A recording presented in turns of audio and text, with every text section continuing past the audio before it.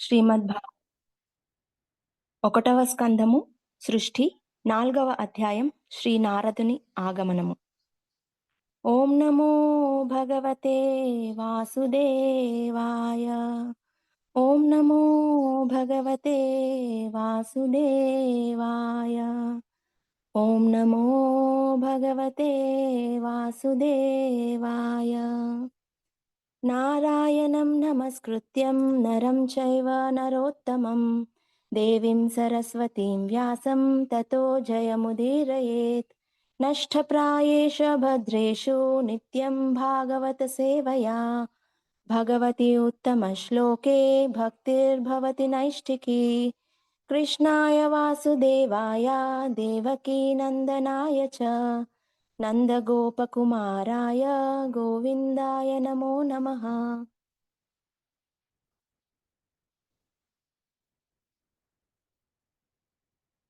వ్యాస ఉవాచ ఇతిర్రువాణాం సంస్థూయ మునీనాం దీర్ఘసత్రినాం వృద్ధకులపతిః సూతం బహ్రుచ్చ శౌనకో బ్రవీత్. ఈ విధముగా సూత గోస్వామి పలికినంతటా దీర్ఘకాల యజ్ఞ దీక్షితులైన ఋషులలో శ్రేష్ఠుడును వృద్ధుడును అగు శౌనకముని అతనిని ఇట్లు సంబోధించుచు అభినందించెను.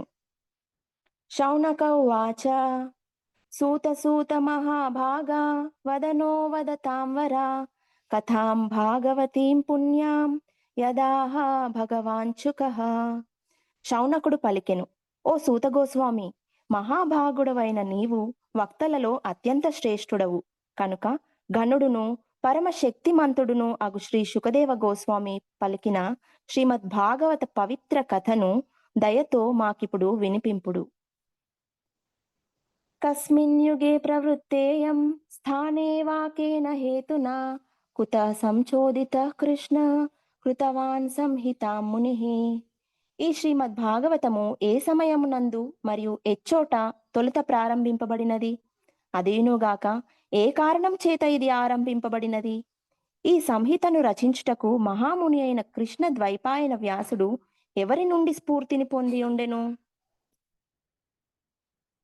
తస్య పుత్రో మహాయోగి సమదృక్ నిర్వికల్పకః ఏకాంతమతిరున్నిద్రో గూఢో మూఢ ఇవేయతే.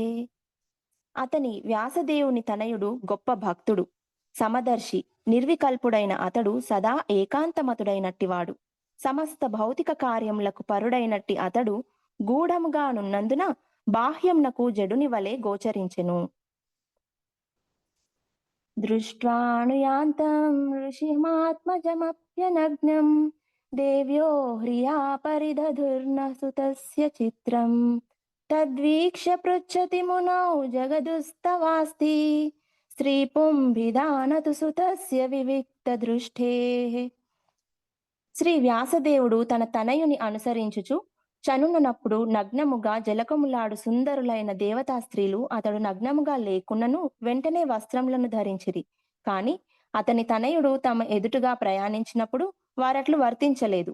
ఈ విషయంను గూర్చి వ్యాసదేవుడు ప్రశ్నించగా అతని తనయుడు పవిత్రుడనియు స్త్రీ పురుష భేదములు గాంచనివాడనియు ఆ యువతులు ప్రత్యుత్తరం ఇచ్చిరి.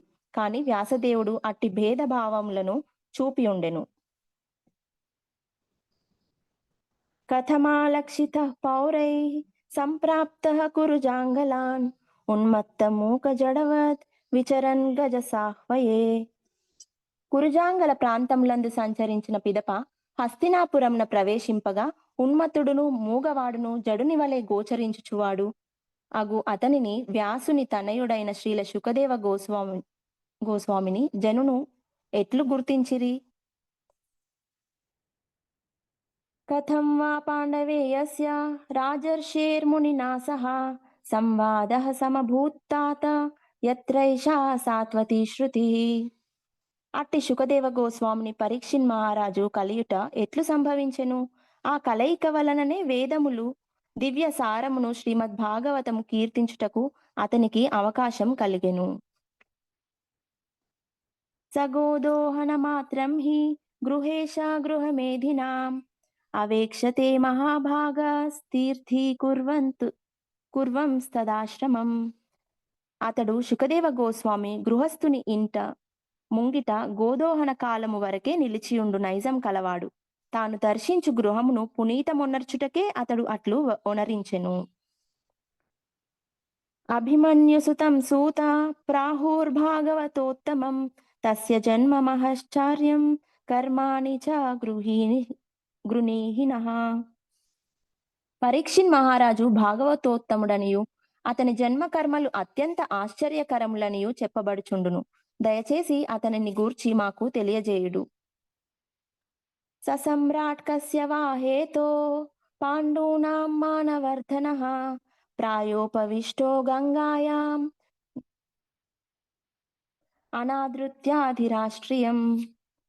పరీక్షిన్ మహారాజు గొప్ప సామ్రాట్టు మరియు గొప్ప రాజ్య సంపదను కలిగినట్టివాడు.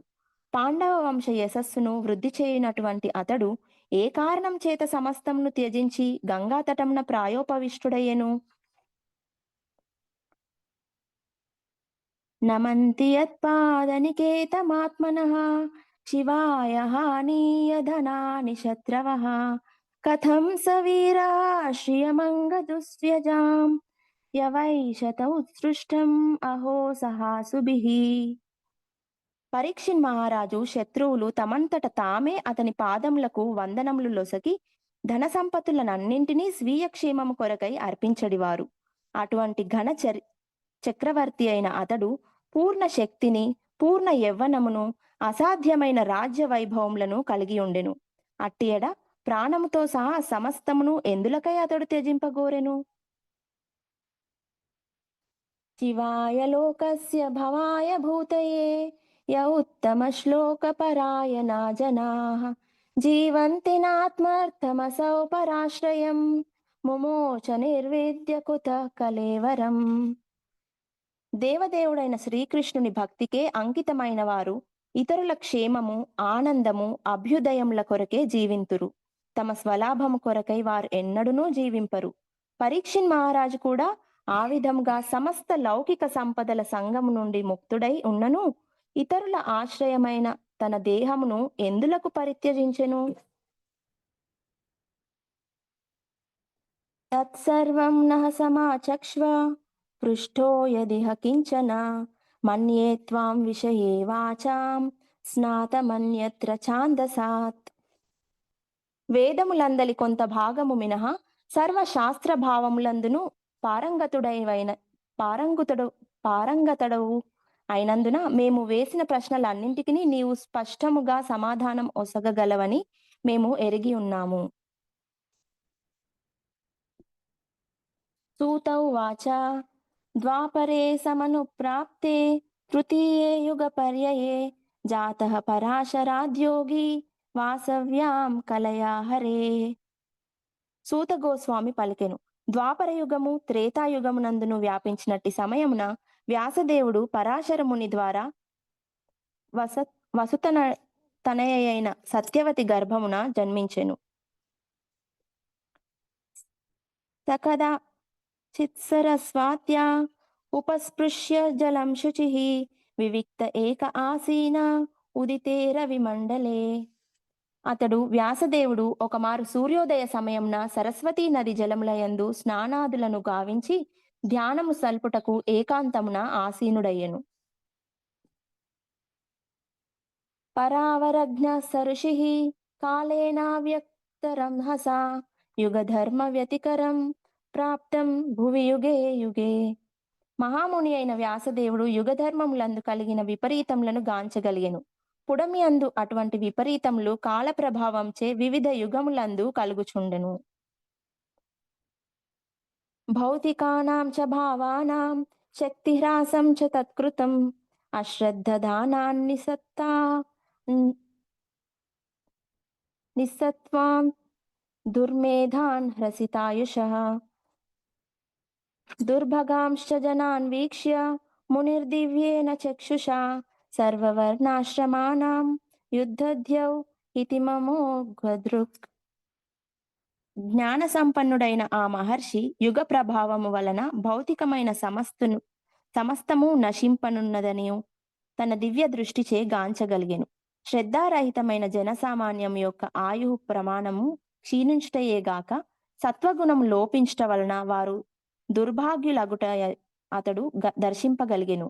అంతటా అతడు సర్వ వర్ణాశ్రమముల వారికి శుభమును కలుగజేయు విషయమును గూర్చి చింతింపదొడిగెను. చాతుర్హోత్రం కర్మ శుద్ధం ప్రజానాం వీక్ష్య వైదికం వ్యదధాధ్యజ్ఞ సంతత్యై వేదమేకం చతుర్విధం. మానవుల కర్మలు శుద్ధిపడుటకు వేదములందు తెలుపబడిన యజ్ఞములే మార్గమని అతడు గాంచగలిగెను. అట్టి యజ్ఞములను జనులయందు వ్యాపించుటకై ఆ పద్ధతిని సులభము ఒనర్చదలచి అతడు ఏకముగానున్న వేదమును 4 భాగములుగా విభజించెను. ఋగ్యజుః సామథర్వక్య వేదాశ్చ తత్వార ఉద్ధృతాః ఇతిహాసం పురాణం చ పంచమో వేద ఉచ్యతే. ఆ విధంగా జ్ఞానపు ఆది మూలం యొక్క 4 విభాగములు వేదములు విడిగా ఏర్పాటు చేయబడినవి. చారిత్రాత్మక విషయములు, ప్రామాణిక కథలను కలిగి ఉన్న పురాణములు పంచమ వేదముగా పిలువబడినవి. తత్ర ఋగ్వేదధర పైలః సామగో జైమినిః కవిః వైశంపాయన ఏవైకో నిష్ణాతో యజుషాముత. ఈ విధముగా వేదము 4 భాగములుగా విభజించబడిన పిమ్మట పైల ఋషి ఋగ్వేదమునకు ఆచార్యుడయ్యెను. జైమిని ఋషి సామవేదమునకు ఆచార్యుడు కాగా వైశంపాయనుడు ఒక్కడే యజుర్వేద పారంగతుడు అయ్యెను. అథర్వాంగిరసామాసీత్ సుమస్తూర్ధారుణో మునిః ఇతిహాస పురాణానాం పితామేరో మహర్షణః. అత్యంత శ్రద్ధావంతుడైన సుమంతుముని అంగీరునికి అథర్వవేదము ఒసగబడగా నా జనకుడైన రోమహర్షణునికి పురాణ ఇతిహాసములు ఒసగబడినవి. తై ఏతఋషయో వేదం స్వం స్వం వ్యస్యన్నగ్నే కథా శిష్యై ప్రశిష్యైస్తచ్చిశ్చైర్వేదాస్తే శాఖినో భవన్. ఈ ఋషులందరూ తమకు అప్పగింపబడిన వేదములను తిరిగి తమ శిష్యులకు, ప్రశిష్యులకు, ప్రశిష్యుల శిష్యులకు ఒసగబడి ఉండెను. ఈ విధముగా వేదములను అనుసరించుల వారిలో ఆయా శాఖల నుండి ఉనికిలోనికి వచ్చినవి. తయేవ వేదా దుర్మేధైర్ అర్ధార్యంతే పురుషైర్యథా ఏవం చకార భగవాన్ వ్యాసః కృపణవత్సలః. ఈ విధముగా కృపణవత్సలుడగు వ్యాస మహాముని మందబుద్ధులైన మానవులు గ్రహింపగలిగడి రీతిలో వేదములను విభజించెను. స్త్రీ శూద్ర ద్విజ బంధూనాం త్రయీనా శృతి గోచరా కర్మ శ్రేయసి మూఢానాం శ్రేయ ఏవం భవేదిహ ఇతి భారతమాఖ్యానం కృపయా మునినా కృతం. జనులకు ఇది జీవిత పరమ లక్ష్య ప్రాప్తిని కలుగజేయగలదని మహాముని కరుణతో భావించెను. ఆ విధంగా అతడు స్త్రీలు, శూద్రులు, ద్విజ బంధువుల నిమిత్తమై మహాభారతం అనే గొప్ప ఇతిహాసమును రచించెను. ఏవం ప్రవృత్తస్య సదా భూతానాం శ్రేయసి ద్విజా సర్వాత్మకేనాపి యదా నాతుష్యధృదయం తతః. ఓ ద్విజులారా, ఈ విధంగా సర్వజనుల సంపూర్ణ శ్రేయస్సు కొరకై నియుక్తుడైనను వ్యాసదేవుని మనస్సు సంతృప్తి చెందలేదు. నాతి ప్రసీదధృదయః సరస్వత్యాస్తటే శుచౌ వితర్కయన్ వివిక్తస్థ ఇదం చోవాచ ధర్మవిత్. ఈ విధంగా హృదయం నందు అసంతుష్టిని చెందినవాడై ముని ధర్మసారమును ఎరిగి ఉన్నందున వెంటనే ఆలోచనా మగ్నుడై తనలో తాను ఇట్లు పలికెను. ధృతవ్రతేన హి మాయా ఛందాంసి గురవోజ్ఞయః మానితా నిర్వ్యలీకేన గృహీతం చానుశాసనం భారతవ్యపదేశేన యమ్నాయార్థశ్చ ప్రదర్శితః దృశ్యతే యత్ర ధర్మాది స్త్రీశూద్రాదిభిరవ్యుత. దృఢవ్రతములను పాటించుచు నేను నిష్కపట భావముతో వేదములను, గురువును, యాగాగ్నులను అర్చించి తిని సర్వ విధములైన ఆజ్ఞలకు లోబడి ఉండి స్త్రీలు, శూద్రులు, ద్విజబంధవుల వంటి వారు కూడా ధర్మపథమును గాంచగల రీతిలో గురు శిష్య పరంపర యొక్క భావమును మహాభారత వ్యాఖ్యానము ద్వారా తెలియజేసి తిని. తథాపి బత మే దైహ్యో యత్మా చైవాత్మనా విభుః అసంపన్న ఇవా భాతి బ్రహ్మవర్చస్య సత్తమః. వేదములు కోరడి సమస్తమును సంపూర్ణంగా కలిగి ఉన్నప్పటికీ నేను అసంపూర్ణతను అనుభవించుచున్నాను. కిం వా భాగవతా ధర్మాన్ ప్రాయేణ నిరూపితాః ప్రియాః పరమహంసానాం త ఏవ హ్యచ్యుత ప్రియాః. పరమ పరమహంసలకు అచ్యుతునకు ప్రియమైనటువంటి భాగవత ధర్మమును నేను ప్రత్యేకంగా తెలుపకపోవుటయే దీనికి కారణం కావచ్చును. తస్యైవం అఖిలాత్మానం మన్యమానస్య ఖిద్యతః కృష్ణస్య నారదో భ్యాగాత్ ఆశ్రమం ప్రాగుదాహృతం. పూర్వము తెలుపబడినట్లు వ్యాసదేవుడు ఆ విధంగా తన లోపములకు పశ్చాత్తాపము చెందుచుండగా నారదముని సరస్వతీ నదీ తటమున గల అతని ఆశ్రమునకు అరుదెంచెను. తమభిజ్ఞాయ సహసా ప్రత్యుత్థాయాగతం మునిః పూజయామాస విధిన్వన్నార్ రథం సురపూజితం. Thank you Prabhuji. హరే కృష్ణ. దండవత్ ప్రణామ్.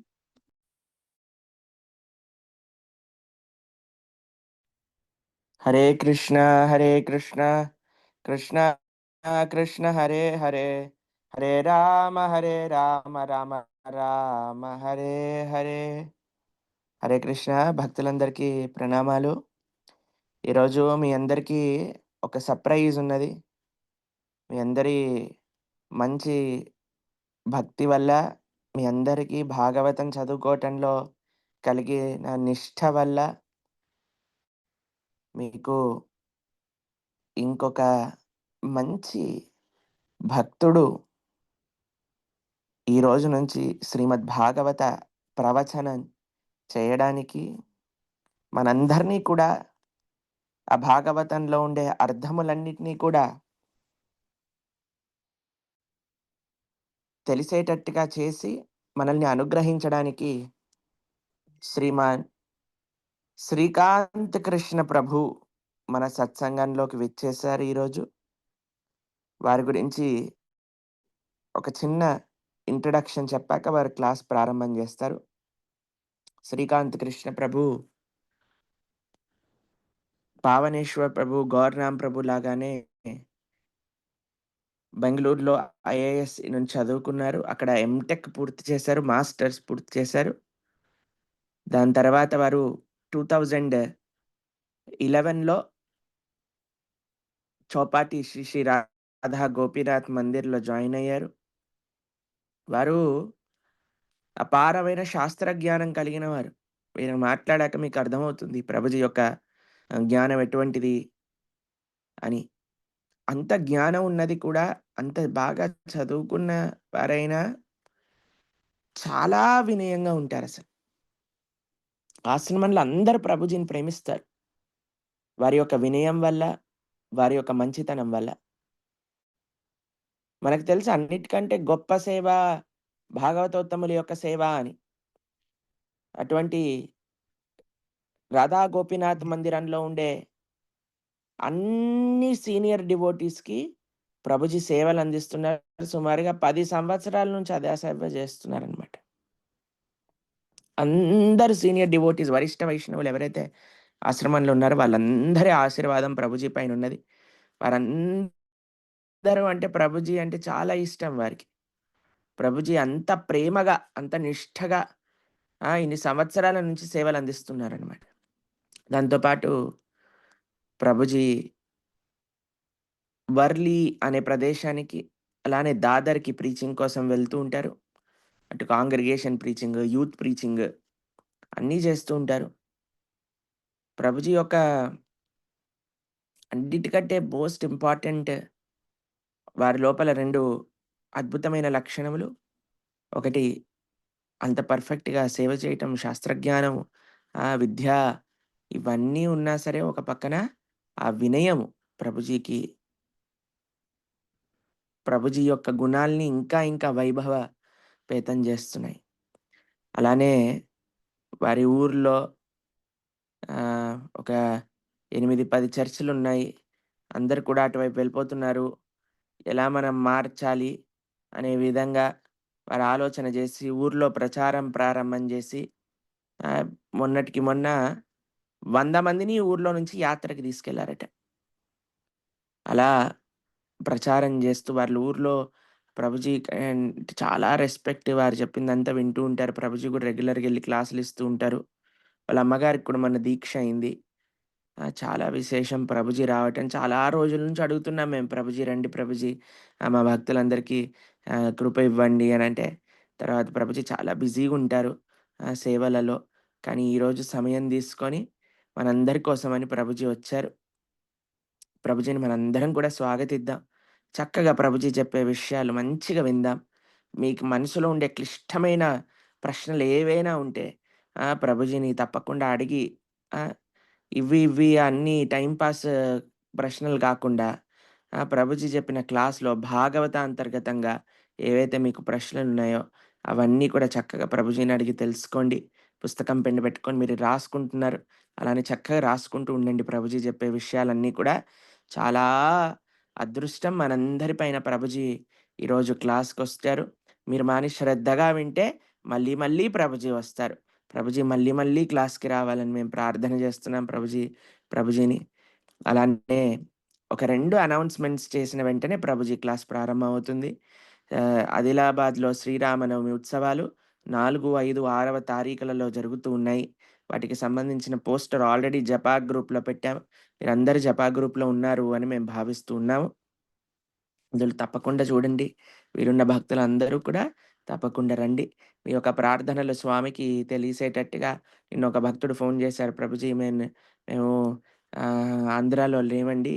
అయినా సరే మా యొక్క ప్రార్థనలు రామచంద్రమూర్తికి సమర్పణ చేయండి అని అన్నందుకు మేము మళ్ళీ భద్రాచలం యాత్రలో ఎలా అయితే ఒక ఫార్మ్ ఉండిందో మీరు చేసే సేవ, దానికి కావాల్సిన ప్రార్థన అలా కూడా ఒక ఫార్మ్ పంపిస్తాం జపా గ్రూప్‌లో తప్పకుండా చూడండి. అలానే ఈరోజు మన చాణక్య ప్రభు వాళ్ళ అబ్బాయి దానవ్ పుట్టినరోజు.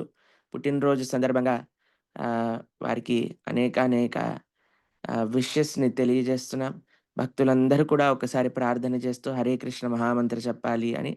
హరే కృష్ణ, కృష్ణ కృష్ణ హరే హరే, హరే రామ, రామ రామ హరే హరే. చాలా ధన్యవాదాలు. మీకు a very happy Krishna conscious birthday. Hare Krishna. చాలా సంతోషం అండి.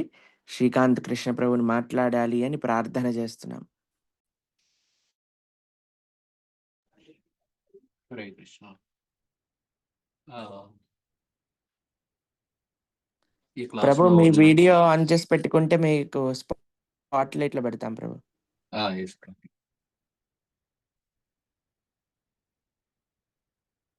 హరే కృష్ణ. ఈ క్లాస్‌లో ఉన్న వైష్ణవులందరికీ నా నమస్కారాలు. ప్రణవానంద్ ప్రభుజీ గారు ఈ అవకాశం ఇచ్చినందుకు చాలా ధన్యవాదాలు. ఎందుకంటే మనకి ఉపదేశామృతంలో చెబుతారనమాట. ఎక్కువ వేగం, మన వాచో వేగం మాట్లాడాలని ఉంటూ ఉంటుంది. మనం అనేక విధాలుగా మాట్లాడుతూ వారి గురించి, వీరి గురించి ఇవన్నీ చర్చిస్తూ ఉంటాం. దాన్ని ఎలా నియంత్రించాలంటే కృష్ణుడి యొక్క కథ చెప్పి, కృష్ణుడి గురించి మాట్లాడుతూ నియంత్రించుకోవాలి అని ప్రభుపాదులు వారు చెబుతారు. ఈ విధంగా కృష్ణుడి గురించి, శ్రీమద్ భాగవతం గురించి మాట్లాడే అవకాశాన్ని ఇచ్చారు ప్రణవానంద ప్రభుజీ. ఆయన అమృతంలా మాట్లాడతారు. ఆయన మొత్తం తెలుగు వారందరికీ ఎంతో దగ్గరగా, ఎంతో ప్రియతముగా, అందరికీ అర్థమయ్యే విధంగా, అదే వినే సమయంలో గూడా వాళ్ళకి వినసొంపుగా ఉండే విధంగా మాట్లాడి, ఈ భాగవత జ్ఞానాన్ని, కృష్ణ భక్తిని వేల మందికి తీసుకెళ్తున్నారు. అయినా సరే మాలాంటి వాళ్ళకి గూడా ఒక చిన్న సేవ ఇయ్యాలని జెప్పి ఆయన మమ్మల్ని వీళ్ళు లేకపోతే ఈ విధంగా ఈ గుసగుసలు ఇవన్నీ చెప్పుకుంటారని చెప్పి కృష్ణ గాథ మాట్లాడే అవకాశం మొత్తానికి అవకాశం ఇచ్చారు. Thank you Prabhuji. ఈరోజు మనం శ్రీమద్ భాగవతం 4 ఒకటవ స్కందం 4వ చాప్టర్ ఈ యొక్క రివిజన్ చూద్దాం.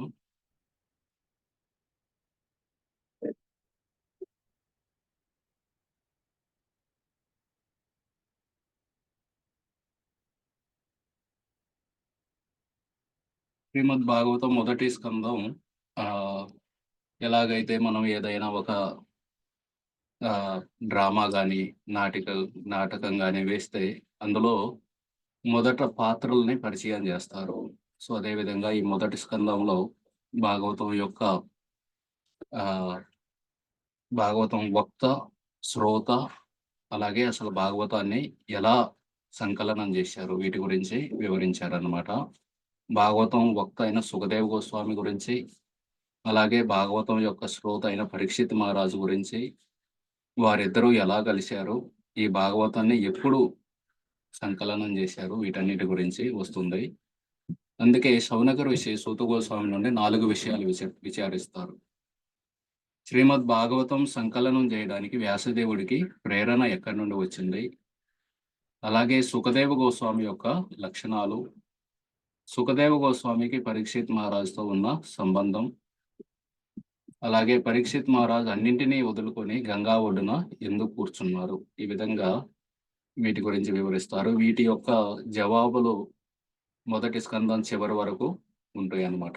ఈ మొదటి స్కందం అంతా వీటి గురించే, సుఖదేవ్ గోస్వామి గురించి, పరీక్షిత్ మహారాజు ఏ విధంగా సుఖదేవ్ గోస్వామిని కలిశారు, వీటి గురించే మొదటి స్కందం అంతా వివరించారు. ఈ 4 ప్రశ్నలకి జవాబే మొదటి స్కందం చివరి వరకు. అయితే మొదటి శ్లోకంలోనే వివరించారన్నమాట శౌనక ఋషి యొక్క లక్షణాలు. మనం ఏదైనా క్లాసు గురించి, ఎవరైనా స్పీకర్ గురించి మనం క్లాస్ ముందు చెబుతాం. ఇప్పుడు జస్ట్ ప్రణవానంద ప్రభుజీ చెప్పారు. అలాగే క్లాస్ అయిపోయినా కూడా చెబుతారు, చాలా మంచిగా క్లాస్ చెప్పారు. ఈ విధంగా ఆ చెప్పే వ్యక్తి యొక్క అర్హత ఏమిటి అనే దాని గురించి ఇక్కడ సూత గోస్వామికి ఇంట్రడ్యూస్ చేస్తున్నారన్నమాట శౌనక ఋషి. మరి ఆయన యొక్క లక్షణాలు ఏంది? వృద్ధ, కులపతి, బహురుచ. ఆయన వయసులో వృద్ధుడు, అలాగే అక్కడ ఉన్న వారందరికీ కూడా ఆయన లీడర్ అన్నమాట, సభాధిపతి. అలాగే బహురుచ, వేదాలన్నిటినీ ఆయన నేర్చుకొని ఉన్నాడు. ఇవి లక్షణాలు అన్నమాట. These are the qualifications of a congratulator. Okay, మీకు ఒక ప్రశ్న, ఇది రివిజన్ క్లాస్ కాబట్టి మీరు వీటి గురించి అన్ని ఆల్రెడీ విన్నారు కాబట్టి కొన్ని ప్రశ్నలు కూడా అడుగుతూ ఉంటాను నేను మధ్య మధ్యలో మీకు. సూత గోస్వామి శ్రీమద్ భాగవతం ఎవరి నుండి విన్నారు?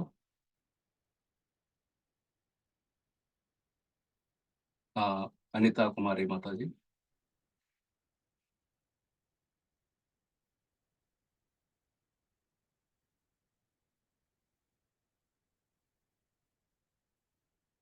ఓకే, ఇక్కడ మీరందరూ ఇందులో చెప్పారు చాట్ బాక్స్ లో సుఖదేవ గోస్వామి నుండి. సుఖదేవ గోస్వామి శ్రీమద్ భాగవతం స్వామి దగ్గర నుంచి ప్రభుజీ. కరెక్ట్. సుఖదేవ గోస్వామి శ్రీమద్ భాగవతం ఎవరికి చెప్పారు? పరీక్షిత్ మహారాజుకి. అవును. సో ఈ విధంగా సుఖదేవ్ గోస్వామి పరీక్షిత్ మహారాజుకి శ్రీమద్ భాగవతం చెప్పినప్పుడు అదే క్లాసులో సూత గోస్వామి కూడా ఉన్నారన్నమాట. సూత గోస్వామి ఆ విధంగా సుఖదేవ్ గోస్వామి నుండి శ్రీమద్ భాగవతం విని అదే శ్రీమద్ భాగవతాన్ని శౌనక ఋషి అలాగే అతనితో ఉన్న మిగతా ఋషులకి వివరించారు. సుఖదేవ గోస్వామి శ్రీమద్ భాగవతం ఏ ప్రదేశంలో చెప్పారు? ఇందాకే చెప్పారు మీరు, సుఖదేవ గోస్వామి పరీక్షిత్ మహారాజుకి చెప్పారు శ్రీమద్ భాగవతం అని. ఇది ఏ ప్రదేశంలో చెప్పారు? గంగా తట తీరంలో ప్రభుజీ. గంగా తటం ఎక్కడ ఉంది అది?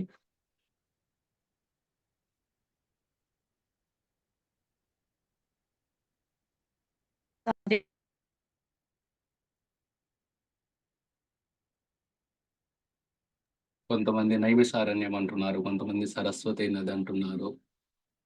గంగా నది తీరంలో కరెక్ట్. ఇక్కడ అనురాధ మాతాజీ చెప్పారు సుక్రతాల్, దాన్నే సూక్తాల్ అని. అది హస్తినాపురం కాదు, నైమిషారణ్యం కాదు, సరస్వతి నది కాదు, అనురాధ మాతాజీ చెప్పిన విధంగా సుక్రతాల్ అని అనమాట. సుక్రతాల్ లేదా సుక్తాల్ అని కూడా అంటారు. ఇది హరిద్వార్‌కి 2 గంటల దూరంలో ఉంటుందన్నమాట. ముజాఫర్ నగర్ డిస్ట్రిక్ట్‌లో.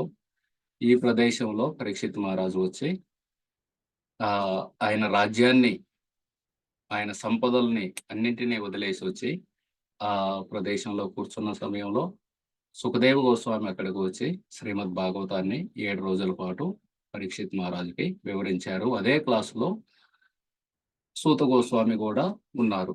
ఇదే సూత గోస్వామి శ్రీమద్ భాగవతాన్ని విని తర్వాత శౌనకాది ఋషులకి ఏ ప్రదేశంలో చెప్పారు?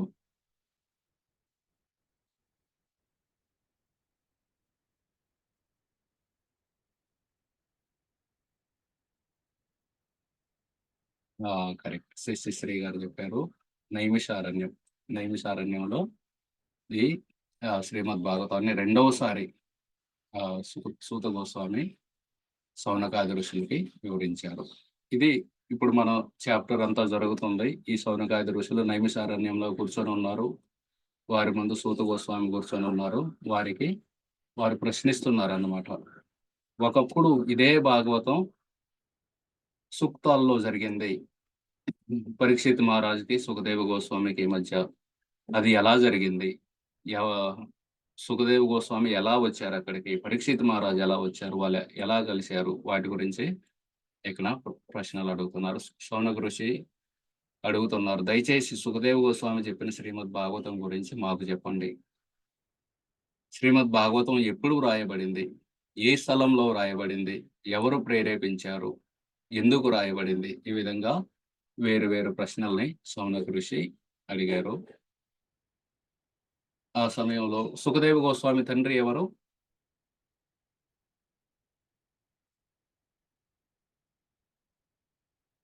వ్యాసదేవుడు. కరెక్ట్. ఆ విధంగా తస్యపుత్ర మహాయోగి. తస్యపుత్ర అంటే ఆ వ్యాసదేవుని యొక్క పుత్రుడైన సుఖదేవ గోస్వామి మహాయోగి, గొప్ప భక్తుడు, సమర్థుడు. ఆయనకి సమతుల్యత ఉంది, నిర్వికల్పుడు, ఏకాంతమతుడు. ఉన్నిద్ర. నిద్ర అంటే అజ్ఞానం. ఉన్నిద్ర అంటే అజ్ఞానాన్ని అధిగమించాడు. గూఢ. గూఢ అంటే కొన్ని స్పెల్లింగ్ మిస్టేక్లు ఉంటాయి. ట్రాన్స్లేషన్ ఇది గూగుల్ ట్రాన్స్లేషన్స్ అందులో దయచేసి మన్నించండి. ప్రజల నుండి తనను తాను దాచుకోవడం. ఆయన కనిపించలేదన్నమాట అందరికీ. నేను ఒక గొప్ప యోగిలాగా. మూఢ. అజ్ఞానిలా, మూఢుడిలా కనిపించారు. అటువంటి సుఖదేవ గోస్వామి యొక్క లక్షణాలు చెప్పి, అలాగే ఆయన స్త్రీ పురుష భేదాలు చూపలేదు. ఎప్పుడైతే ఆయన నడుస్తూ వెళ్తూ ఉంటే ఆ స్త్రీలు అతన్ని చూసి వారి శరీరాన్ని దుస్తులతో కప్పుకోలేదు. కానీ వ్యాసదేవుని చూసి మాత్రం వారు వెంటనే వారి శరీరాన్ని దుస్తులతో కప్పుకున్నారు. సుఖదేవ గోస్వామి హస్తినాపురానికి ప్రవేశించినప్పుడు కౌరవులు ఆయన్ని ఎలా గుర్తించారు? వీటి గురించి ఈ శౌనకాది ఋషులు ప్రశ్నించారన్నమాట. పరీక్షిత్ మహారాజు యొక్క తండ్రి ఎవరు?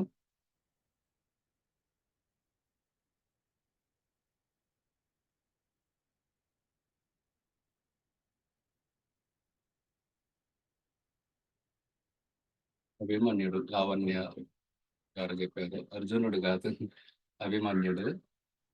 అభిమన్యుడు అక్కడే తర్వాత శ్లోకంలో వస్తుంది. అభిమన్యు సుతం. మరి ఈ విధంగా ఇందాక చెప్పిన విధంగా ఒక నాటకంలో వేరు వేరు పాత్రల్ని ఇంట్రడ్యూస్ చేస్తారు. అదేవిధంగా శ్రీమద్ భాగవతంలో కూడా వేరు వేరు పాత్రలని పరిచయం చేస్తున్నారు అన్నమాట. మొదటి స్కందంలో శ్రోత అయిన సుఖదేవ గోస్వామి గురించి, అలాగే వక్త అయిన సుఖదేవ గోస్వామి గురించి, శ్రోత అయిన పరీక్షిత్ మహారాజు గురించి వివరిస్తున్నారు. వాళ్ళు చెబుతున్నారు అన్నమాట. పరీక్షిత్ మహారాజు సుఖదేవ గోస్వామిని ఎలా కలిశారు? సుఖదేవ గోస్వామి ఏ వ్యక్తి ఇంట్లోనైనా ఆవు పాలు పితికే సమయం కోసం మాత్రమే వేచి ఉంటారు. సో ఈ విధంగా సగోదోహన మాత్రంకి. ఎందుకంటే సుఖదేవ గోస్వామి ముందు అధ్యాయాల్లో వస్తుంది, ఆయన కేవలం ఆవు పాలు తాగి జీవించేవారు. కేవలం ఆయన ఒక గృహస్థ లేదా గృహమేది ఇంటికి వెళ్ళినా సరే కేవలం ఆవు పాలు ఎంత సమయం అయితే పితుకుతారో అంత సమయం అక్కడ వేచి ఉండి వాటిని తీసుకొని ఆయన వెళ్ళిపోయేవారనమాట. ఎందుకంటే అదే ఆయనకి ఆహారం. ఆ సమయం అది లేకపోయినా గానీ ఆయనకు అవసరం లేదు. అది కూడా తీసుకోవాల్సిన అవసరం లేదు. కానీ ఆ గృహస్థుల్ని ఎవరైతే ఆ ఇంట్లో ఉన్నారో వారికి జ్ఞానం ఇవ్వడం కోసం ఈ సాకుతోటి వెళ్ళి ఆ కొంత సమయం ఉండేసి వారికి జ్ఞానం ఇచ్చేసి ఆవు పాలు తీసుకొని వెళ్ళేవారనమాట. ఈ విధంగా ఇక్కడ చెబుతారు దోహన. దోహన అంటే 2 పొదుగు అంటారు మన తెలుగులో. లేకపోతే 2 స్తనాలని దోహన. కొన్ని కొన్ని సంస్థలు చెబుతూ ఉంటారనమాట. ఎలాగూ మీరు యానిమల్ ప్రొడక్ట్స్‌ని వాడకూడదు. ఆవు పాలు కేవలం దూడ కోసమే. వా దాని యొక్క పాలు మనం తీసుకోకూడదు. ఈ విధంగా కొంతమంది చెబుతూ ఉంటారు. కానీ శాస్త్రాల ప్రకారం ఆహ్, ఒక దూడకి 2 స్తనాలు, మిగతా 2 స్తనాలు మనిషికి అన్నమాట. మనిషికంటే యజ్ఞం చేయటానికి, అలాగే వారి ఆహారానికి ఉపయోగిస్తారు.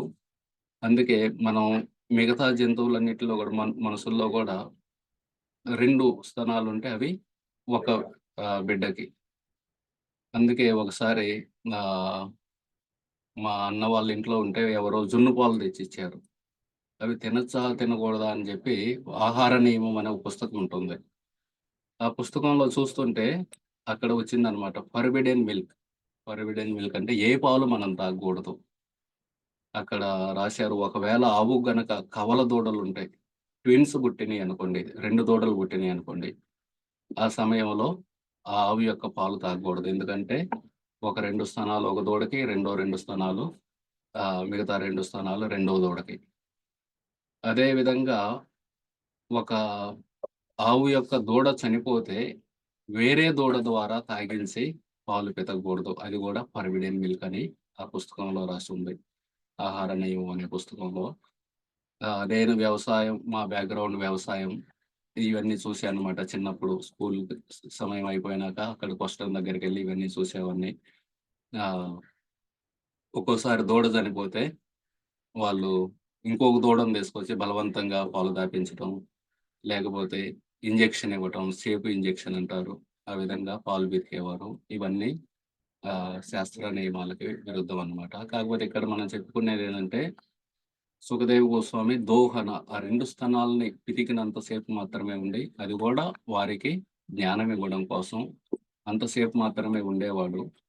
అటువంటి సుఖదేవ్ గోస్వామి 7 రోజుల పాటు ఎలా సమయం తీసుకొని పరీక్షిత్ మహారాజ్ తోటి ఉన్నారు అనేది ఆయన ఆశ్చర్యపోతున్నారనమాట. ఆయన అరగంట గూడా ఉండరు ఎక్కడ. అటువంటిది పరీక్షిత్ మహారాజ్‌తో పాటు 7 రోజుల పాటు ఎలా ఉన్నారు? మరి ఆ పరీక్షిత్ మహారాజు గురించి కూడా చెప్పండి మాకు దయచేసి. ఆయన గొప్ప భక్తుడు.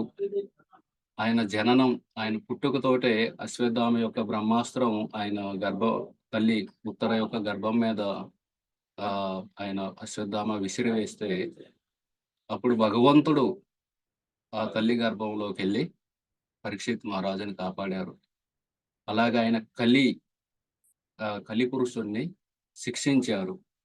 అలాగే ఆయన మరణం గూడా అద్భుతమైనది. మనకెవ్వరికీ ముందు హింట్ ఇవ్వరనమాట. 7 రోజుల్లో ఆహ్, నీకు మరణం ఉన్నదని. మనందరికి తెలీదు ఎప్పుడొస్తుందో మరణం. ఈ క్లాస్ అయిపోయే లోపల గూడా రావచ్చు. ఎప్పుడొస్తుందో తెలియదు. కానీ పరీక్షిత్ మహారాజు యొక్క అదృష్టం ఆయనకి ముందే తెలిసింది. ఆ విధంగా ఆయన 7 రోజుల పాటు శ్రీమద్ భాగవతాన్ని విని ఆయన జీవితాన్ని పరిపూర్ణం చేసుకున్నారు. ఆ విధంగా ఆయన యొక్క జననం, కార్యకలాపాలు, మరణం అన్నీ అద్భుతమైనవి. ఆయన గురించి చెప్పండి మాకు. అలాగే ఆయనకి గొప్ప రాజ్యం ఉంది. అలాగే పాండవుల యొక్క కీర్తిని పెంపొందిస్తున్నాడు. అటువంటి అతను అన్నిటిని వదిలేసుకొని ఈ గంగా నది ఒడ్డున ఎందుకు కూర్చున్నారు? దయచేసి ఆయన గురించి చెప్పండి. శత్రువులందరూ ఆయన పాదాల వద్ద శరణం తీసుకున్నారు. ఏమి మరి ఆయనకి రాజ్యపాలన చాలా కష్టంగా ఉంది. శత్రువులందరూ మాటలు వింటలేదు. అందుకనే జెప్పి మొత్తాన్ని వదిలేసుకొనెళ్ళి గంగా నది ఒడ్డున కూర్చున్నారంటే, లేదు శత్రువులందరూ వాళ్ళ స్వలాభం కోసం వచ్చి ఆయన పాదాల వద్ద శరణం తీసుకున్నారు. మరి ఆయన ముసలి వ్యక్తి అయిపోయి ఆహ్, అందుకే రిటైర్ అయిపోతున్నాననుకున్నారా? లేదు యువకుడు. భక్తిపరుడు కాబట్టి ఆయన రాజ్యం అంతా ఐశ్వర్యంతో నిండి ఉంది. ఇతరులకు ఆశ్రయం ఇచ్చారు. ఓకే.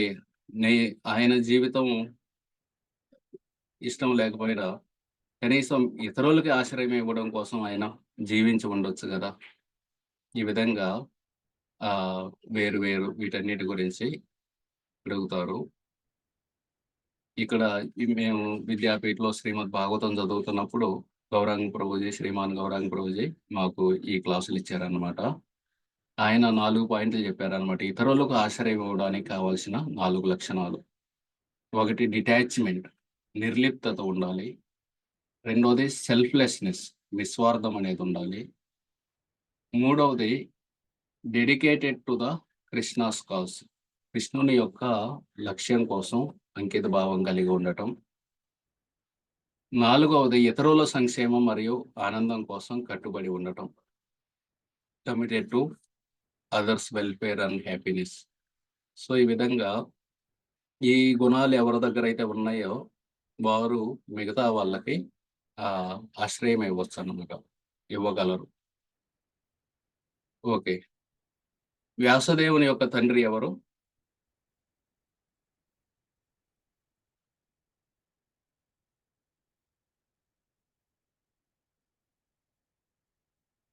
యాహ్! చాలా మంది రాశారు చాట్ బాక్స్‌లో. కొంతమంది దుర్వాస అని రాశారు. దుర్వాస కాదు, పరాశరముని. మరి తల్లి ఎవరు? సత్యవతి. కరెక్ట్. సత్యవతి తండ్రి ఎవరు?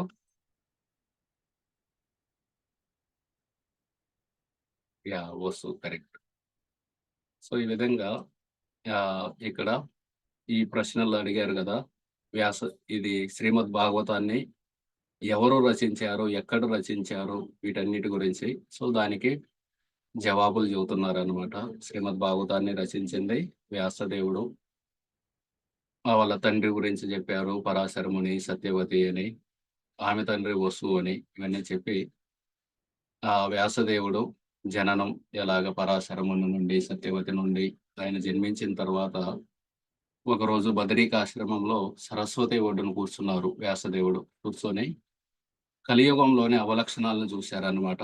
ఆయన ధ్యానిస్తూ కలియుగంలో జనుల యొక్క బలం, వాళ్ళ శక్తి తగ్గిపోతుంది, వాళ్ళ ఆయుష్ తగ్గిపోతుంది, వాళ్ళలో పేషెన్స్, సహనం అనేది ఉండదు, సత్వగుణం అనేది తగ్గిపోతుంది. అటువంటి వారి యొక్క సంక్షేమం కోసం ఏదో ఒకటి చేయాలని చెప్పి ఆ వేదాలని 4గా విడారన్నమాట. తర్వాత ఇతిహాసాలు, పురాణాలని ఇవి కూడా పంచమ వేదంగా చేసి వీటన్నిటిని వాళ్ళ శిష్యులకి ఇచ్చారు. పైల ఋషికి ఋగ్వేదం,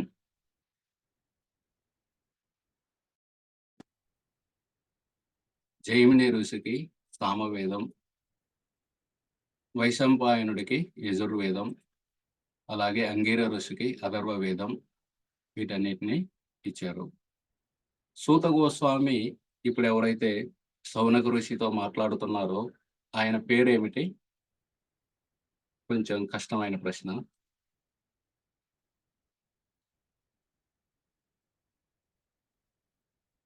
మీరు అనుకోవచ్చు సూత గోస్వామి కదా అని. సూత గోస్వామి అనేది టైటిల్ అన్నమాట. కరెక్ట్. రాజేంద్ర ప్రసాద్ ప్రభుజీ రాశారు.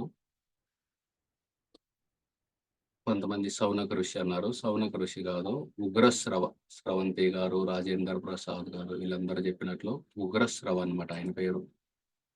సూత అనేది టైటిల్, మనకి ఇంటి పేరు ఉంటుంది కదా, ఆ విధంగా. ఈ ఉగ్రశ్రవ ఈయన తండ్రి పేరేంటి? ఉగ్రశ్రవ సూతుడి యొక్క తండ్రి పేరు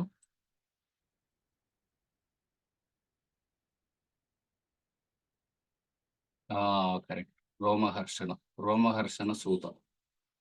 సో రోమహర్షణ సూత వీళ్ళ నాన్న పేరు. ఈయనకి పురాణాలు, ఇతిహాసాలు ఎలాగైతే 4 వేదాలని నలుగురికి ఇచ్చారు, పైల ఋషికి, జైమిని ఋషికి, ఇలా. తర్వాత పురాణాలు, ఇతిహాసాలని రోమహర్షణ సూతకి ఇచ్చారనమాట వ్యాసదేవుడు. ఆ విధంగా రోమహర్షణ సూతుడు ఈ వీటన్నిటిని వివరిస్తూ ఉన్న సమయంలో పురాణాలు, అదే సమయంలో ఆది గురువైన బలరాముడు వస్తారు అక్కడికి. బలరాముడు వస్తే అతను లేచి బలరాముడికి నమస్కరించలేదు. అప్పుడు బలరాముడు చూసి, ఈ విధంగా వక్తకే ఈ విధంగా గర్వం ఉంటే అదే గర్వం వినే వాళ్ళలో కూడా వెళ్తుందని చెప్పి బలరాముడు వారందరినీ కాపాడటం కోసం ఒక చిన్న దర్భతోటి రోమహర్షణ సూతుడిని వధించారు. దాని తర్వాత అదే ప్రదేశంలో అక్కడ ఉన్న సాధువులందరూ ఈ ఉగ్రశ్రవ సూతుడిని వారికి పురాణాలు, ఇతిహాసాలు వర్ణించడం కోసం ఆయన్ని కూర్చోబెట్టారు. సో ఈ విధంగా వ్యాసదేవుడు వేదాలని ఒక వేదాన్ని 4గా విభజించారు. పురాణాలు, ఇతిహాసాలని రోమహర్షణ సూతుడికి ఇచ్చారు. మహాభారతాన్ని రచించారు. అయినప్పటికీ ఆయన అసంతృప్తిగా ఉన్నారు. ఆయన ఆలోచిస్తూ ఉన్నారన్నమాట. నేను అన్నిటినీ కఠినమైన వ్రతాలని పాటించానే, వేదాలను పూజించాను, గురువుని పూజించాను, మహాభారతాన్ని సంకలనం చేశాను. అయినా సరే ఎందుకు ఐఎమ్ ఫీలింగ్ ఇన్కంప్లీట్, అసంపూర్ణంగా భావిస్తున్నాను. ఎందుకంటే ఆయనే ఆలోచిస్తున్నారు, భక్తియుత సేవని ప్రత్యేకంగా సూచించలేదట్లుంది. అందుకే నేను రాసిన వీటిలో అందుకే నాలో అసంతృప్తి ఉన్నది అని అనుకున్న సమయంలో అక్కడికి నారదముని వచ్చారనమాట. ఆ సరస్వతి నది తీరానికి. వెంటనే వ్యాసదేవుడు ఆ నారదమునిని బ్రహ్మదేవుని అయితే ఎలా గౌరవిస్తారో ఆ విధంగా నారదమునిని కూడా గౌరవించి తర్వాత వచ్చే చాప్టర్లో ఆయన్ని ప్రశ్నిస్తారన్నమాట. ఎందుకు నాకు ఈ విధంగా అసంతృప్తిగా ఉందని వాటన్నిటి గురించి వ్యాసదేవుడు వివరిస్తారు. ఈ విధంగా 4వ చాప్టర్ యొక్క 4వ చాప్టర్లో శౌనకాది ఋషులు ప్రశ్నించడం, ఈ భాగవతం ఎక్కడ సంకలనం చేశారు, ఎందుకు చేశారంటే కలియుగంలో యొక్క వ్యాసదేవుడు ధ్యానం చేసి కలియుగంలో ఉన్న అవలక్షణాలను గుర్తించి ఆయన వేదాలు, మహాభారతం రాశారు. అయినా సరే అసంతృప్తిగా ఉన్నారు. ఆ సమయంలో శ్రీమద్ భాగవతాన్ని రచించమని నారదముని వివరిస్తారు. అలాగే సుఖదేవ గోస్వామి ఎలా కలిశారు, పరీక్షిత్ మహారాజు యొక్క లక్షణాలు, సుఖదేవ గోస్వామి యొక్క లక్షణాలు, వీటన్నిటి గురించి ప్రశ్నిస్తారు. ఈ 4వ చాప్టర్లో ఏ ప్రశ్నలు ఉన్నాయో వీటికి జవాబుగా మొదటి స్కందం, మిగతా మొదటి స్కందం అంతా వివరించారు.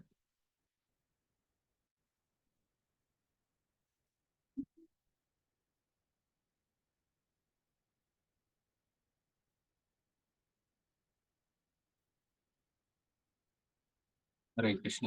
ప్రసన్న కుమారి మాతాజీ.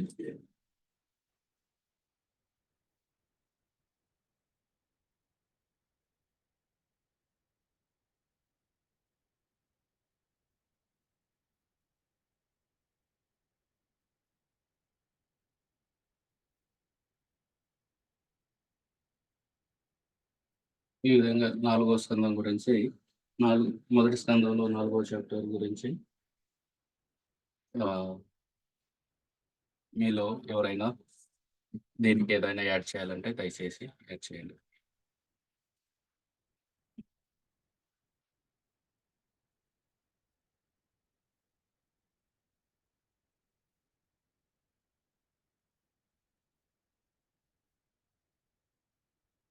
హరే కృష్ణ. బ్రహ్మానంద ప్రభుజీ.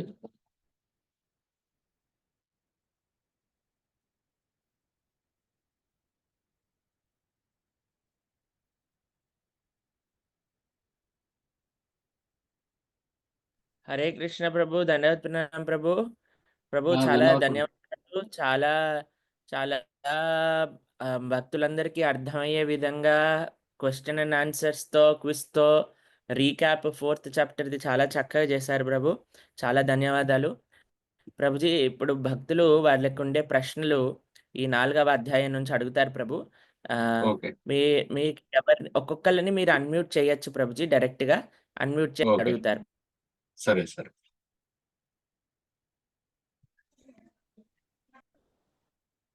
మల్లికార్జున్ ప్రభుజీ, మిమ్మల్ని అన్మ్యూట్ చేస్తున్నాను. హరే కృష్ణ ప్రభుజీ. హరే కృష్ణ.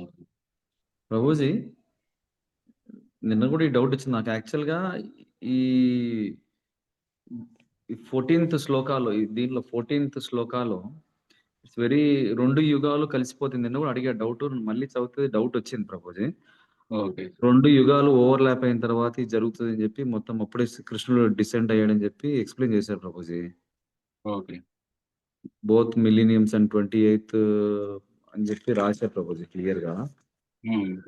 అది క్లారిటీ రాలేదు ప్రభుజీ నాకు. ఈ 14th లో clear there is a chronological order of the 4 millenniums, namely Satya, Dwapara, Treta and Kali-yuga. But sometimes there is overlapping during the regime of Vaivasvata Manu. There was an overlapping of the 28th round of the 4 millenniums, and the 3rd millennium appeared prior to the 2nd. In that particular millennium, Lord Sri Krishna had descents, and because of this, there was some particular alteration. Okay మనకి ఎప్పుడైనా ప్రభుపాదుల వారి యొక్క భాష్యం గనక అర్థం కాకపోతే మిగతా ఆచార్యుల యొక్క భాష్యాలు కూడా ఉన్నాయి. వాటిని ఒకసారి చూసి ఎలా మనం రీకన్సైల్ చేసుకోవాలి దాన్ని వీటితోటి అని చెప్పేది చూద్దాం. ఒకసారి చూద్దాం. మిగతా ఆచార్యుల యొక్క భాష్యం ద్వారా నేను షేర్ చేస్తున్నాను.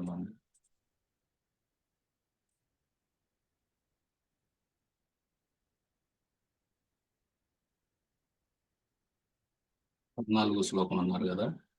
14th శ్లోక ప్రభుజీ.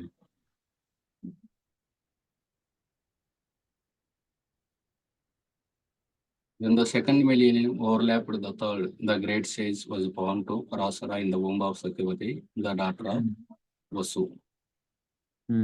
అవును ప్రభుజీ. ఓకే సారార్థ దర్శిని, ఇది శ్రీల విశ్వనాథ్ చక్రవర్తి ఠాకూర్ యొక్క మొదటి ప్రభుపాదుల వారు చూద్దాం. There is a chronological order of the 4 millenniums, namely Satya, Dwapara, Treta and Kali, but sometimes there is overlapping. During the regime of Vaivasvata Manu, there was an overlapping of 28 round of the 4 millenniums, and the 3rd millennium appeared prior to the 2nd. In that particular millennium, Lord Krishna also descends, and because of this, there was some particular alteration. The mother of okay. In answer to this question mentioned in verse 3, in which yuga, at what place? ఒక ప్రశ్న అడిగారు 3వ శ్లోకంలో. ఈ శ్రీమద్ భాగవతాన్ని ఏ యుగంలో రచించారు, ఏ ప్రదేశంలో? ప్రదేశం అంటే సరస్వతి యొక్క నది బదరికాశ్రమంలో. A short account of Vyasa's birth and activities is now presented. According to Amarakosha, Paryaya means a lapse. With a lapse of many yuga cycles, in Dwapara Yuga, when Krishna appeared, Vyasa was born. It will be explained that Krishna appeared in Dwapara Yuga of the 28th cycle of yugas in Vaivasvata Manvantara. All yugas are divided into 3 parts: the beginning portion, the middle portion, and the end portion. Tritiya refers to the 3rd part of the Dwapara Yuga. Vyasa was born from Satyavati, who was the daughter of Uparichara Vasu. Thus, Vasavya means in the womb of Satyavati. So, ఇక్కడ విశ్వనాథ్ చక్రవర్తి ఠాకూర్ ప్రకారం ప్రతి యుగాన్ని కూడా 3 భాగాలుగా విభజిస్తారు. ఒకటి సంధ్య రూప, యుగ రూప, సంధ్యాంశ రూప. మొదట్లో ఉండేది సంధ్యా రూప అంటారు, కొన్ని సంవత్సరాలు ఉంటాయి. త్రేతా నుండి ద్వాపరాకు మారేటప్పుడు వెంటనే మారదన్నమాట, యుగ సంధ్య అని ఉంటుంది, దాన్నే సంధ్య రూప అన్నారు. తర్వాత యాక్చువల్ ద్వాపర యుగం ఉంటుంది, మళ్ళీ 3వ పోర్షన్ ఉంటుంది, మళ్ళీ సంధ్య వస్తుంది. ద్వాపర నుండి కలియుగానికి మారేటప్పుడు కూడా డైరెక్ట్గా మారదు, మధ్యలో యుగ సంధ్య వస్తుంది. సో ఈ విధంగా 3 పార్ట్లు ఉంటాయి ప్రతి యుగంలో కూడా. సంధ్య రూప, యుగ రూప, సంధ్యాంశ రూప. First part, second part, third part. Vishwanath Chakravarti Thakur ప్రకారం వ్యాసదేవుడు ద్వాపర యుగంలో వచ్చారు, అది కూడా 3వ పార్ట్లో, అంటే కలియుగం ద్వాపర యుగం మధ్యలో ఆ సమయంలో ఆ సంధ్య ఉంటుంది కదా, ఆ సమయంలో వచ్చారని రాశారు ఇక్కడ. శ్రీ సుబోధిని కొంచెం పెద్దగా ఉంది, క్రమ సందర్భం చూద్దాం. తృతీయ యుగే చెప్పండి. మాకు ఈ డేటా కావాలంటే ఎట్లా ప్రభుజీ? ఇవి కావాలంటే ఈ టీకాలు. ఓకే. ఇది ఒక జస్ట్ ఒక లింక్ ఉంది. ఆ లింక్ పంపిస్తే దాంట్లో మీరు చూసుకోవచ్చు. చాట్ బాక్స్‌లో పెడుతున్నాను లింక్‌ని. ఓకే ప్రభుజీ. దీని మీద లింక్ క్లిక్ చేస్తే అందరికి వస్తుంది.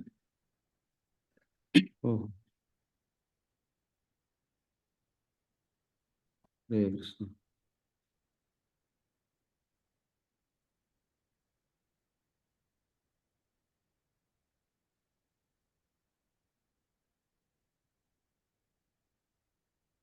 ఇంకా వేరేవి కూడా ఉన్నాయి. వేరేవి కూడా అయితే మనకి రికన్సైలేషన్ అవుతుంది. మనం ఎప్పుడు ఏది తప్పు, ఏది కరెక్ట్ అని చూడకూడదు. ఇది ఎలా వాటిని మనం అర్థం చేసుకోవాలి అనేది ఆలోచించాలి.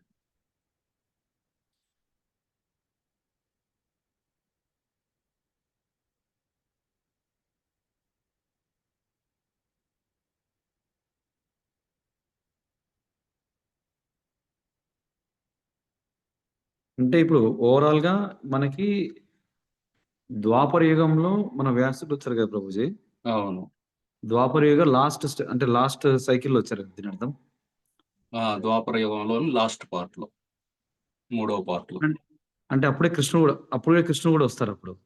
అవునవును. కృష్ణుడు కూడా అప్పుడే వచ్చారు. కృష్ణుడు ఉన్నప్పుడు వీళ్ళు కూడా ఉన్నారా ప్రభుజీ అయితే దీని అర్థం? వ్యాసదేవుడా? హ్మ్. ఉన్నారు కదా! మహాభారతంలో వ్యాసదేవుడు హ్మ్. కురుక్షేత్ర యుద్ధంలో ఉన్నారు. కృష్ణుడు కూడా ఉన్నారు అక్కడ. హ్మ్. Very good. సో వ్యాసుడు ఇదంతా భాగవతం రచించిందంతా కూడా బిఫోర్ కృష్ణ డిసెండెంటా? ఆఫ్టర్ కృష్ణ డిసెండెంటా ప్రభుజీ? డిసెండ్స్. శ్రీమద్ భాగవతం అనేది అనాది కాలం నుండి ఉంది. నారాయణుని డైరెక్ట్‌గా వచ్చింది శ్రీమద్ భాగవతం అనేది. హ్మ్. ఆ విధంగా ఎందుకంటే ఎప్పటి నుండో ఉంది శ్రీమద్ భాగవతం. శ్రీమద్ భాగవతం అంటే ఈ విశ్వంలో వేరు వేరు చోట్ల జరిగిన చరిత్రలు వాటన్నిటిని కలిపితే శ్రీమద్ భాగవతం అవుతుంది. సో ఇది అనాది కాలం నుండి ఉంది. కాకపోతే శ్రీమద్ భాగవతం రచించలేదన్నమాట. రిటెన్ ఫార్మాట్‌లో లేదు. ఎందుకంటే అప్పట్లో వారికి శృతిధరులు ఒకసారి విన్నారంటే మర్చిపోరన్నమాట. అందుకోసం అని చెప్పి ఆ విధంగా వస్తూ ఉంది. కానీ అదే భాగవతాన్ని వ్యాసదేవుడు సుఖదేవ గోస్వామికి వివరించారు. ఇందాక చూసాం కదా! ఆయన జన్మ అవగానే సుఖదేవ గోస్వామి అడవికి వెళ్ళిపోతారు.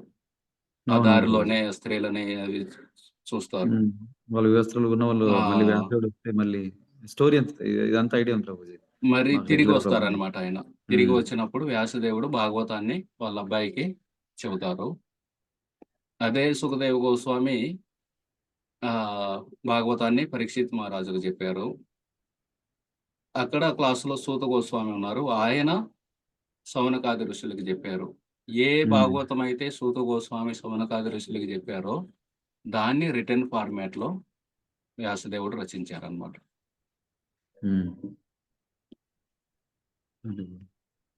లేకపోతే ఏదైతే సుఖదేవ గోస్వామి చెప్పారో దాన్ని వ్యాసదేవులు రాశారా ప్రభుజీ? సూత గోస్వామి. సూత గోస్వామి శౌనకాది ఋషులకి ఏ భాగవతం అయితే చెప్పారో దాన్ని వ్యాసదేవుడు రచించారన్నమాట. వ్యాసదేవుడు రచించారా? వ్యాసదేవుడు రచించారంటే అది చెప్పిన వాళ్ళ కన్వర్జేషన్ ని ఆయన రిటెన్ ఫార్మాట్ లో రాశారు. ఓకే ఓకే ప్రభుజీ, నాకు ఇప్పుడు క్లారిటీ వస్తుంది కొంచెం. ఎందుకంటే నాకు వ్యాసదేవులు గారు అన్ని రాశారని చెప్ప క్లారిటీ ఉంది కానీ సూత గోస్వామి చౌనకాది ఋషులు చెప్పిన తర్వాత ఆ కన్వర్జేషన్ అంతా వ్యాసదేవులు రాశారని చెప్పి తెలియదు ప్రభుజీ మాకు. సో సూత గోస్వామి ఎప్పుడైతే శౌనకాది మహర్షులకు చెప్పారో అదంతా కూడా he has written in the written format అన్నట్టు వ్యాసదేవుడు. ఎందుకు ఆయనకు అన్ని తెలుసు ప్రభు, ఆల్రెడీ అన్ని రచించి విభాగాలు చేశారు ప్రభుజీ, మళ్ళీ ఎందుకు ఇది సపరేట్ గా? అంటే అందుకోసమే గంగా తటన కూర్చొని ఆలోచిస్తూ ఉంటాడు, పరితపిస్తుంటాడు, దీనికోసమే ప్రభుజీ. ఎందుకోసం అంటే అదే మనందరికి గుర్తుండదు కదా లాస్ట్ క్లాస్ ఏం జరిగిందో. హ్మ్. సో, మనకి కలియుగంలో జనులకి జ్ఞాపక శక్తి తక్కువ ఉంటుందని చెప్పి ఆయన హ్మ్. రిటర్న్ ఫార్మాట్‌లో రాశారనమాట. ఏ యొక్క కన్వర్జేషన్ రాశారంటే ఇది. ఈ పర్టిక్యులర్‌ది. సూత హ్మ్. గోస్వామి సౌనకాదర్శనం. అందులోనే హ్మ్. ఇంక్లూడ్ అవుతుంది. సుఖదేవ గోస్వామి, పరీక్షితుల యొక్క సంవాదం కూడా అందులో వస్తుంది. అందులో విదుర, మైత్రేయ సంవాదం వస్తుంది. అందులోనే యుధిష్ఠిర్ మహారాజు, నారదముని యొక్క సంవాదం వస్తుంది. వాటన్నిటి కూడా అందులో వస్తుంది. హరే కృష్ణ. హరే కృష్ణ. హరి.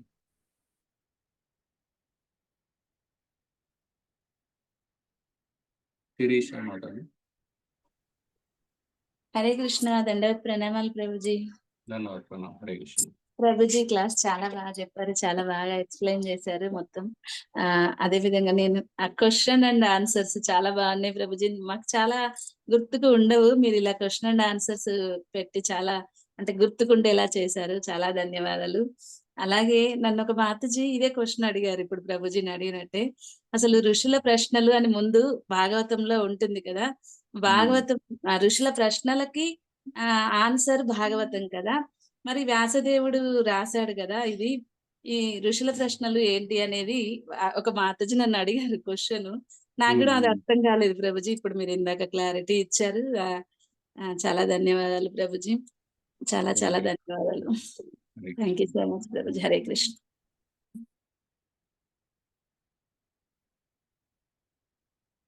జయ మాతాజీ. హరే కృష్ణ ప్రభుజీ. దండవత్ ప్రణామాలు. క్లాస్ చాలా ధన్యవాదాలు. బాగా చెప్పారు ప్రభుజీ. క్వశ్చన్ అండ్ ఆన్సర్స్ చూపిస్తూ మరీ చెప్పారు. ప్రభుజీ నాది ఒక డౌట్ ప్రభుజీ. 4వ అధ్యాయం 14వ శ్లోకంలో వసువు తనే సత్యవతికి పుట్టిన పుత్రుడు వ్యాసదేవుడు అని అన్నారు. ఇదే మహాభారతంలో పిల్లల బుక్ లో భీష్ముడు తండ్రి యొక్క చేసుకునే భార్య మత్స్యకారుడు సత్యవతిని చేసుకుంటారు. అది ఇది ఒకటే నా ప్రభుజీ. ఒకరే. సత్యవతికి వివాహం కాకముందు పరాశర ముని ద్వారా వ్యాసదేవుడు జన్మిస్తారనమాట. ఎందుకంటే తర్వాత అదే సత్యవతిని శంతను మహారాజు వివాహం చేసుకొని ఆమె ద్వారా భీష్ముడు జన్మిస్తారు. అది కొద్దిగా అర్థం కాలేదు ప్రభుజీ. అందుకనే రెండు ఒకటే అంటే అది చదివాను, మళ్ళీ ఇక్కడ డౌట్ వచ్చింది అనమాట. ఎందుకంటే ఒక గొప్ప వ్యక్తి ఆవిర్భవించే సమయం అవుతుంది. ఆ సమయంలో వెంటనే పరాశర మునికి తెలుసు అన్నమాట, ఒక గొప్ప వ్యక్తి భగవంతుడి యొక్క అవతారం, లిటరరీ ఇంకర్నేషన్ రాబోతున్నారని చెప్పి అదే సమయంలో ఆ బోటుని పడవ నడుపుతున్న సత్యవతిని చెబుతారనమాట. ఇలా ఒక గొప్ప అవతారం రాబోతున్నారు అని చెప్పి ఆమె అంగీకరిస్తే ఆ విధంగా వ్యాసదేవుడు జన్మిస్తారు. ఆమెకి అంతకుముందు ఆమె శరీరం నుండి దుర్గంధం వస్తూ ఉండేది. అటువంటిది ఆమె మీరు కన్యత్వం కోల్పోరు. రెండవది మీ శరీరం నుండి సువాసన ఎన్నో మైళ్ళ దూరం వ్యాపిస్తుంది. ఆ విధంగా ఆమెకు వరం ఇస్తారనమాట. ఆ విధంగా ఆ సువాసన చూసే శంతన మహారాజు వెళ్ళి ఆమెను వివాహం చేసుకొని ఆ విధంగా భీష్ముడు కాదు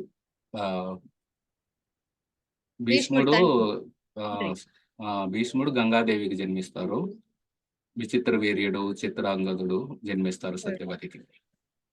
ఈవిడికి సుగంధిని అని పేరు కూడా ఉంది కదా ప్రభుజీ? అనుకుంటాం. అంటే మంచి సువాసన ఆవిడ దగ్గర నుంచి వస్తుంది కాబట్టి ఆవిడకి సుగంధిని అనే పేరు కూడా ఉంది అని రాశారు. అది పరాశరముని ఇచ్చిన వరం. హరే కృష్ణ ప్రభుజీ. ధన్యవాదాలు ప్రభుజీ. ధన్యవాదాలు. హరే కృష్ణ. పద్మావతి మాట్లాడి. హరే కృష్ణ ప్రభుజీ. దండవత్ ప్రణామం. ధన్యవాదాలు ప్రణామం. ప్రభుజీ ఇప్పుడు వేదవ్యాసుల వారు భాగవతం రాశారు ప్రభుజీ.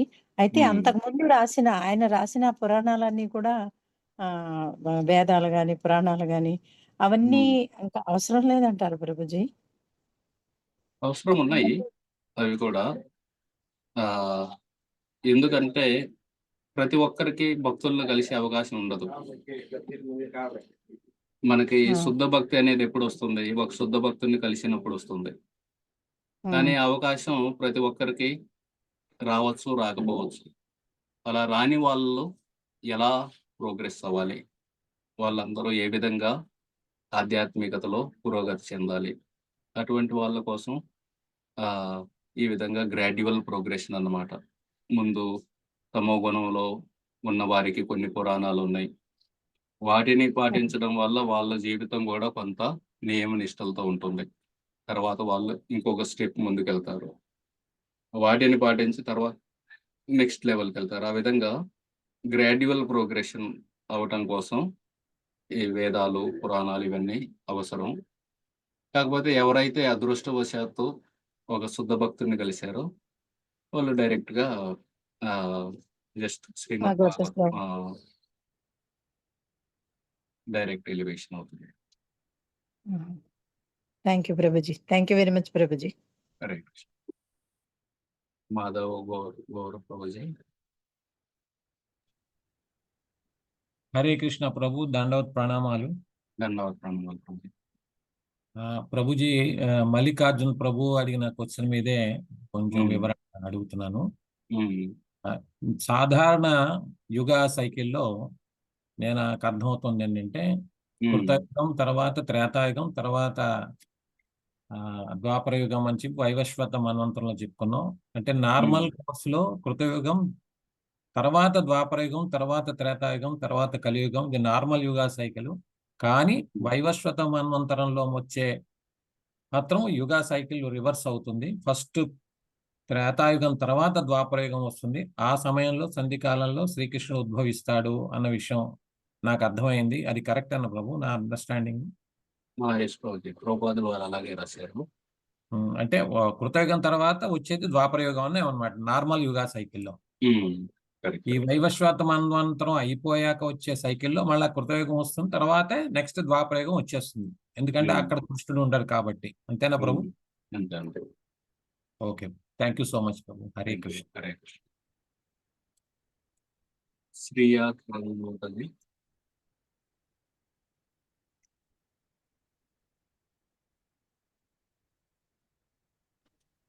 హరే కృష్ణ ప్రభుజీ. దండవత్ ప్రణామాలు ప్రభుజీ. ధన్యవాదాలు. చాలా క్లాస్ చాలా బాగా క్వశ్చన్ అండ్ ఆన్సర్స్ తో పాటు చాలా బాగా మాకు అర్థమయ్యే విధంలో చాలా బాగా చెప్పారు ప్రభుజీ. హరే కృష్ణ. హరే కృష్ణ. ప్రభుజీ, అది ఫస్ట్ అడిగారు కదా ఇట్లా సత్యవతి పరాశర ముని అట్లా అని, సత్యవతి మాతని ఎందుకని సెలెక్ట్ చేసుకున్నారు వ్యాసదేవులకే అట్లా అని ఎందుకు ప్రభుజీ ఆవిడనే సెలెక్ట్ చేసుకున్నారు? ఆవిడ మత్స్యకారులు కదా, అది ఆవిడకనే ఆ భాగ్యం ఎందుకని వ్యాసం మహర్షి ఆయన పుట్టారు? దానికి ఏమన్నా స్టోరీ ఉందా ప్రభుజీ? హరే కృష్ణ. సత్యవతిని ఎందుకు సెలెక్ట్ చేసుకున్నారు? కరెక్ట్, మంచి ప్రశ్న.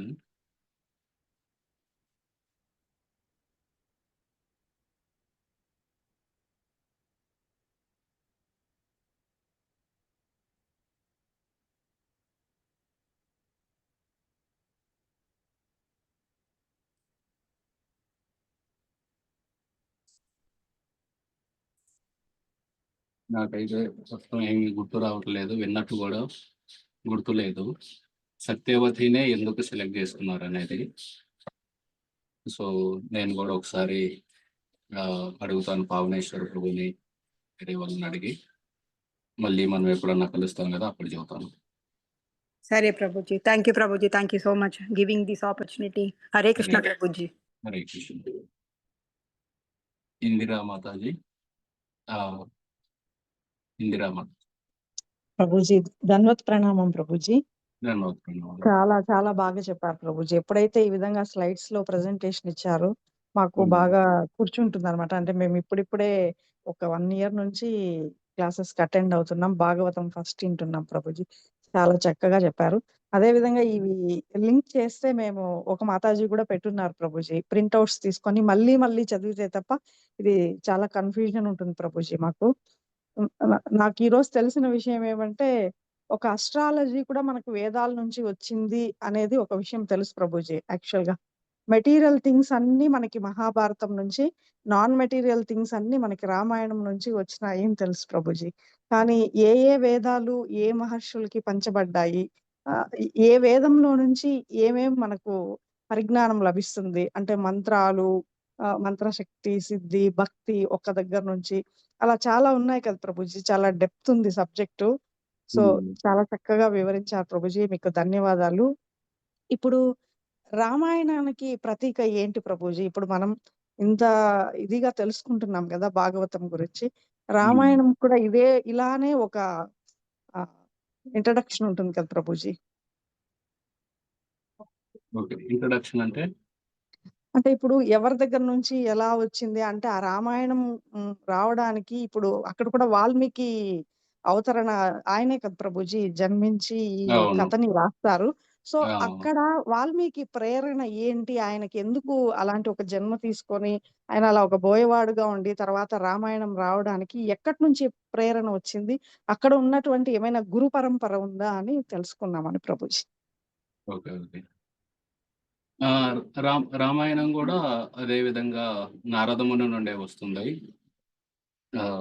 రామాయణంలో మొదట్లో గూడా ఎలాగా వాల్మీకి ఋషి ఆయన తమసా నది తీరానికి వెళ్ళి, ఆ సమయంలో ఆయన చూస్తారనమాట. ఒక క్రౌంచ పక్షులు 2 క్రౌంచ పక్షులు ఒక బోయవాడొచ్చి అందులో ఒక పక్షిని చంపుతారు. ఆ సమయంలో ఆయన శోకంతోటి బోయవాడిని శపిస్తూ దాన్ని ఒక శ్లోక రూపంలో వస్తుంది. దాని తర్వాత ఆయన తిరిగి ఆయన ఆశ్రమానికొచ్చినప్పుడు అదే సమయానికి నారదముని వస్తారక్కడికి. నారదమునిని అడుగుతారనమాట. 16 గుణాలు కలిగిన ఈ 16 గుణాలు కలిగిన పురుషుడెవరని అడిగితే, అది శ్రీరామచంద్రుడని చెప్పి ఆయన యొక్క మొత్తం చరిత్రని మీరు ఇందాక శ్లోకం వచ్చింది గదా! అది నా యొక్క ప్రేరణతోటి వచ్చిందని చెప్పి, మీరు ఆయన యొక్క జీవిత చరిత్రనంతా చూడగలుగుతారు. చూసిందంతా మీరు రాయండి అని చెప్పి, ఆ విధంగా రామాయణం అనేది రాయబడింది. ఇక్కడ బ్రహ్మదేవుడు గూడా ఉంటారు. నాకు కరెక్ట్‌గా గుర్తు రావట్లేదు ఎగ్జాక్ట్‌గా ఏమైందనేది. ఈ కథలో కొంచెం బ్రహ్మదేవుడి యొక్క పాత్ర గూడా ఉంటుంది.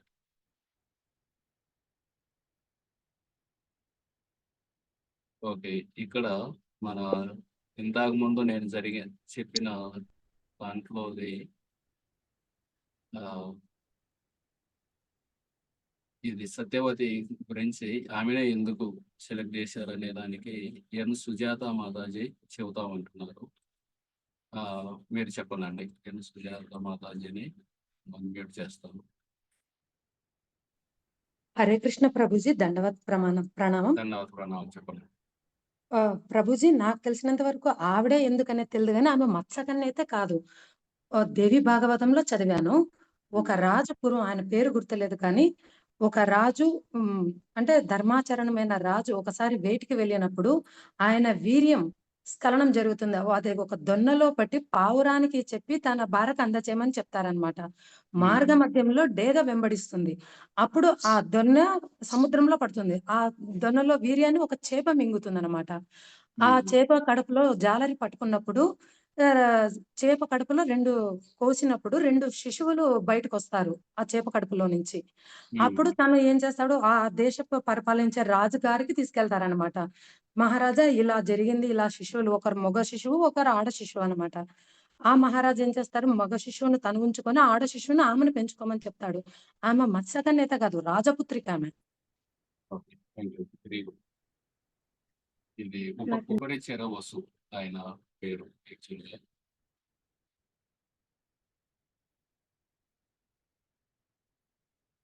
ఇంకొకళ్ళు ఎవరో కూడా చెప్పబోయారు దీని గురించి.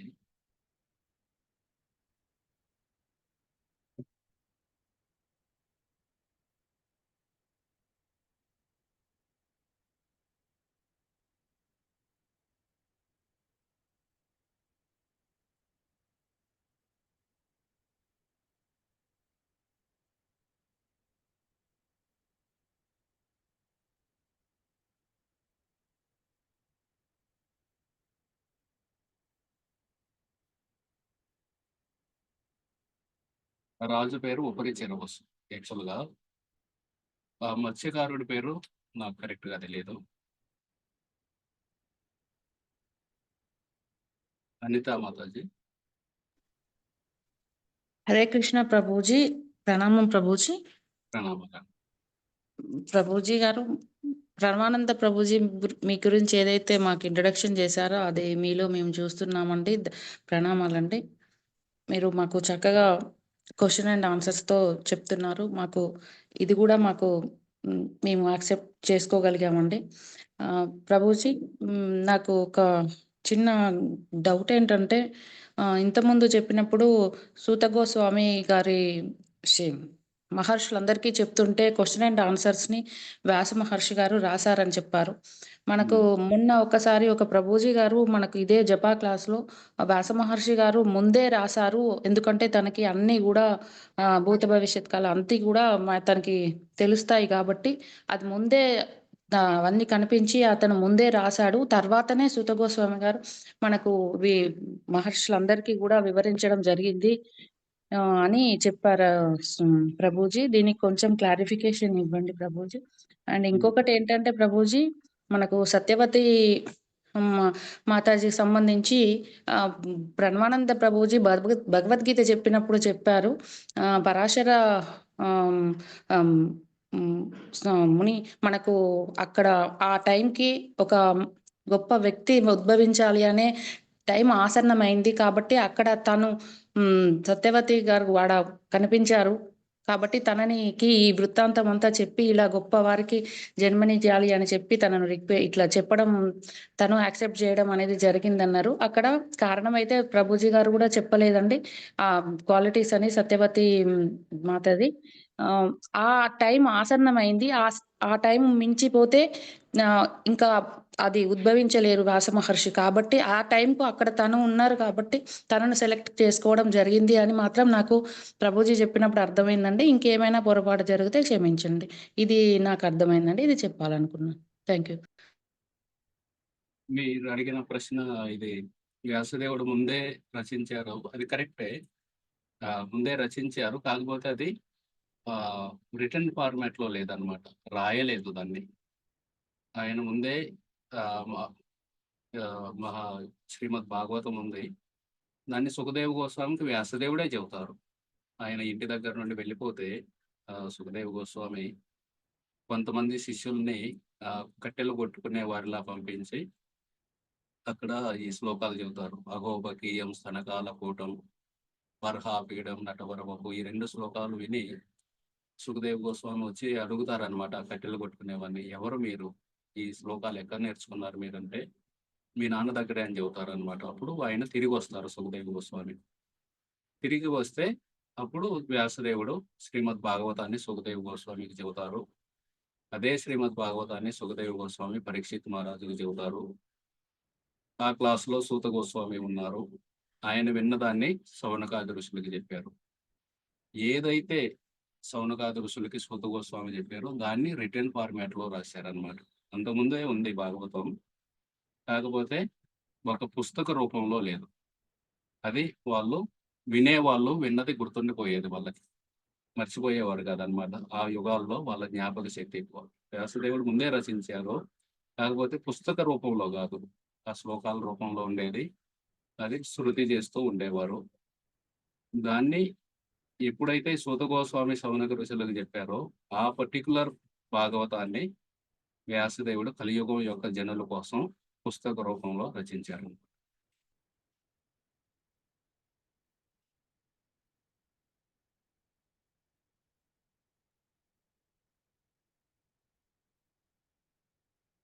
నిర్మలా మాతాజీ.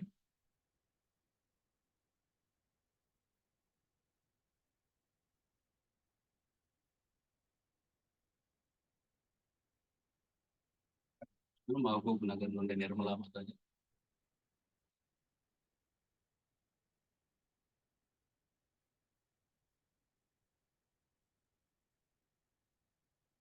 స్వాతి మాతాజీ. ప్రభుజీ దండవత్ ప్రణాం ప్రభుజీ. ధన్యవాదాలు. క్లాస్ చాలా బాగా చెప్పారు ప్రభుజీ. చాలా అద్భుతంగా, చాలా సింపుల్ గా, ఈజీ వేలో కవర్ చేశారు ప్రభుజీ. అంటే మాలాంటి వాళ్ళకు కూడా అర్థమయ్యేలాగా చెప్పారు. నాకు డౌట్ ఏంటంటే ప్రభుజీ, ఒక 2 years బ్యాక్ వినాయక చవితికి మా అబ్బాయి స్కూల్లో ఒక వీడియో పెట్టమంటే చేశారనమాట. ఆ వీడియోలో తను ఏదైతే రాస్తారంటే మహాభారతము వ్యాసుల వారు చెప్తుంటే వినాయకుడు తన తొండంతో రాశాడు అని చెప్పి తను వీడియో తీసి పెట్టారు. నేను ఎక్కడా చదవలేదు ప్రభుజీ, ఎక్కడ వినలేదు. అది ఎంతవరకు కరెక్ట్ మీరు చెప్పగలరా ప్రభుజీ? కరెక్ట్. ఈ మహాభారతం, ఈ వేదాలు వీటన్నిటిని రిటర్న్ ఫార్మాట్ లో ఏదైతే ఉన్నాయో వాటన్నిటిని వినాయకుడు రచించారనమాట. వినాయకుడు రాశారు. అంటే వ్యాసదేవుడు చెబుతూ ఉన్నారు, ఆయన దివ్య దృష్టితో చూసి సూత గోస్వామి సౌనకాది ఋషులకి ఏదైతే చెబుతున్నారో అదంతా వ్యాసదేవుడు దివ్య దృష్టితో చూసి అవన్నీ చెబుతూ ఉన్నారు శ్లోకాల ఫార్మాట్ లో. దాన్ని వినాయకుడు రాశారనమాట. అప్పుడు ఆయన ఒక కండిషన్, షరతు పెడతారు. నేను రాస్తాను, కానీ మీరు ఎప్పుడు ఆపకూడదు. నేను ఎంత ఫాస్ట్గా రాస్తూ ఉంటాను, మీరు అంత ఫాస్ట్గా చెప్పాలి అని షరతు పెడితే అప్పుడు వ్యాసదేవుడు కూడా షరతు పెడతారనమాట. నేను ఏది చెప్పినా సరే మీరు అర్థం చేసుకొని రాయాలి, అర్థం కాకుండా మీరు రాయకూడదు అని చెప్పి కొన్ని, ఎప్పుడైతే వ్యాసదేవుడు కొంచెం వెనకబడుతూ ఉన్నారో ఆ సమయంలో కొన్ని కూట శ్లోకాలని, క్లిష్టమైన శ్లోకాలు చెప్పేవారు అనమాట. ఆ క్లిష్టమైన శ్లోకం రాగానే వినాయకుడు ఆలోచించేవారు అనమాట, ఏంది దీని అర్థం అనేది. ఆయన ఆలోచించుకునే సమయంలో ఆయన ఇంకా కొన్ని శ్లోకాలు కంపోజ్ చేసుకొని ఉంచేవారు. ఆ విధంగా వినాయకుడు రాసింది, వీటన్నిటినీ రాసింది వినాయకుడే. వ్యాసదేవుడు చెబుతూ ఉంటే వినాయకుడు రాశారు. అదే సమయంలో సరస్వతీదేవి శబ్దం చేస్తుందని చెప్పి సరస్వతీదేవిని భూమిలో ప్రవహించమని చెప్పి కూడా శపిస్తారనమాట. అదే సరస్వతీదేవి భూమిలో ప్రవహించి మళ్ళీ త్రివేణి సంగమం దగ్గర బయటకు వచ్చి గంగా యమునల్ని కలుస్తుంది. ప్రభుజీ భాగవతం కూడా వినాయకుడే రాశారు ప్రభుజీ? అవును, మొత్తం అన్ని పురాణాలు, ఇతిహాసాలు, వేదాలు రిటర్న్ ఫార్మాట్ లో అన్ని వినాయకుడే రాశారు. చాలా చాలా ధన్యవాదాలు ప్రభుజీ. మా అబ్బాయి తీసినప్పుడు నేనే వీడియో తీశాను, కానీ నాకు తెలియదు తిని పెట్టేస్తున్నాడు, నేను ఎలా జడ్జ్ చేయాలనుకున్నాను. ఇప్పుడు నాకు ఈరోజు మీరు రాశారు అనేటప్పటికి ఐడియా వచ్చింది ప్రభుజీ, మిమ్మల్ని అడుగుదామని. చాలా thank you Prabhuji. Thank you so much Prabhuji. Hare Krishna Prabhuji.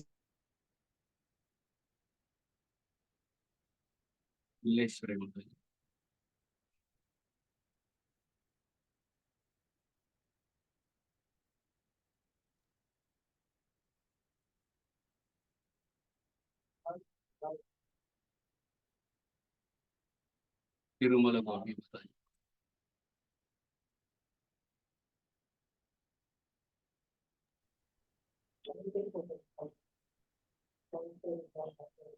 Hare Krishna Prabhuji.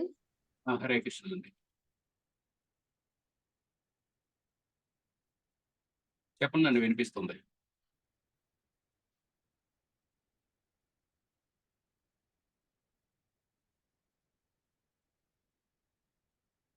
మీరు అన్మ్యూట్ అయ్యారు, మళ్ళీ మ్యూట్ అయ్యారు. అన్మ్యూట్ చేసి మాట్లాడండి. తిరుమల గోపి మాట్లాడండి.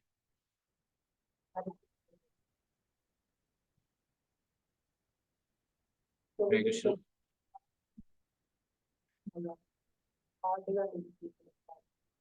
మీ వాయిస్ చాలా చిన్నగా వస్తుంది. చాంటింగ్ చేసేటప్పుడు ప్రభుజీ చాలా హార్డ్ గా, అంటే ఎక్కడెక్కడికో వెళ్ళిపోతుంది మైండ్ ప్రభుజీ, కొంచెం ఉంటలేదు మైండ్ ప్రాపర్ గా. అట్లా ఎట్లా కొన్ని ఏమైనా చెప్తారా ప్రభుజీ? చాంటింగ్ ఇది కామన్ ప్రాబ్లమే. చాంటింగ్ మొదలు పెట్టగానే మనసు ప్రపంచ యాత్రకు బయలుదేరుతుంది. మొత్తం ప్రపంచం అంతా తిరిగేసి చివరికి వస్తుంది. సో ఆ విధంగా మనం ప్రాక్టీస్ చేస్తూ ఉండాలి. మనం ఎప్పుడైతే గమనించామో నేను జపం చేస్తున్నాను కానీ మంత్రాన్ని వినడం లేదు, నా మనసు ఎక్కడో ఉంది అని ఎప్పుడైతే గమనిస్తామో వెంటనే మనసుని చిన్నగా, ఎలాగైతే చిన్నపిల్లాడు అటు ఇటు పరిగెడుతూ ఉంటాడు. ఒక చోట కూర్చొని ప్రభుపాదులు వారు చెబుతారనమాట. వాళ్ళ అబ్బాయి పాచా అంటారు ఆయన్ని. వాళ్ళ ఫ్రెండ్స్ వచ్చి ఆ పిల్లవాడికి చెబుతారనమాట. చాలా రెస్ట్‌లెస్‌గా ఉంటారు. వాళ్ళ ఫ్రెండ్స్ చెబుతారు ఆ పిల్లవాడికి, "నువ్వు గనుక ఒక్క నిమిషం ఒక్క చోట కూర్చున్నావంటే నీకు పెద్ద బహుమతి ఇస్తామని." సరే అని కూర్చుంటాడు. ఒక 15, 20 సెకన్లోనే మళ్ళీ పరిగెత్తుతాడు. ఒక్క నిమిషం కూడా కూర్చోలేడనమాట. మనసు కూడా అలాంటిదే. అటు ఇటు వెళ్ళిపోతూ ఉంటుంది. అటువంటప్పుడు మనం పిల్లవాడిని ప్రేమతోటి మళ్ళీ వెనక్కి తెచ్చుకుంటాం. కొట్టామనుకోండి వెళ్ళిపోతాడు అసలు ఇంట్లో నుండి. ఆ విధంగా ప్రేమతోటి ఈ ఒక్క మంత్రం ఏం చెప్పని మళ్ళీ వెనక్కి తీసుకురావాలి. ఎప్పుడైతే గమనిస్తామో మనసు అటు ఇటు వెళ్తుందని తీసుకొచ్చి ఆ మనసుకి మళ్ళీ మంత్రం వినాలి. ఆ విధంగా మనం ఎంత ఎక్కువ మంత్రాలు వినగలిగితే మనకు అంత అనర్థ నివృత్తి, మన హృదయం అంతా శుద్ధి అవుతుంది.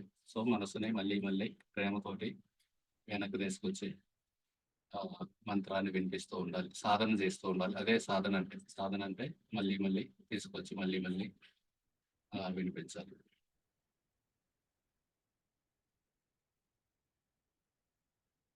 దివ్య మాతాజీ. హరే కృష్ణ ప్రభుజీ, పంచాంగ ప్రణామాలు. క్వశ్చన్స్ ఏం లేవు ప్రభుజీ. ప్రణవానంద దాస్ మిమ్మల్ని రిక్వెస్ట్ చేస్తే వచ్చారు, అందుకే ధన్యవాదాలు చెప్పుకుందామని చెప్పి హ్యాండ్ రైజ్ చేసిన ప్రభుజీ. థ్యాంక్ యూ అండి, మీరందరూ ఈ అవకాశం ఇచ్చారు. అర్చన మాతాజీ. హరే కృష్ణ ప్రభుజీ. హరే కృష్ణ ప్రభుజీ, దండవాద ప్రమాణాలు ప్రభుజీ. ధన్యవాద ప్రణామాలు. చెప్పండి మాతాజీ.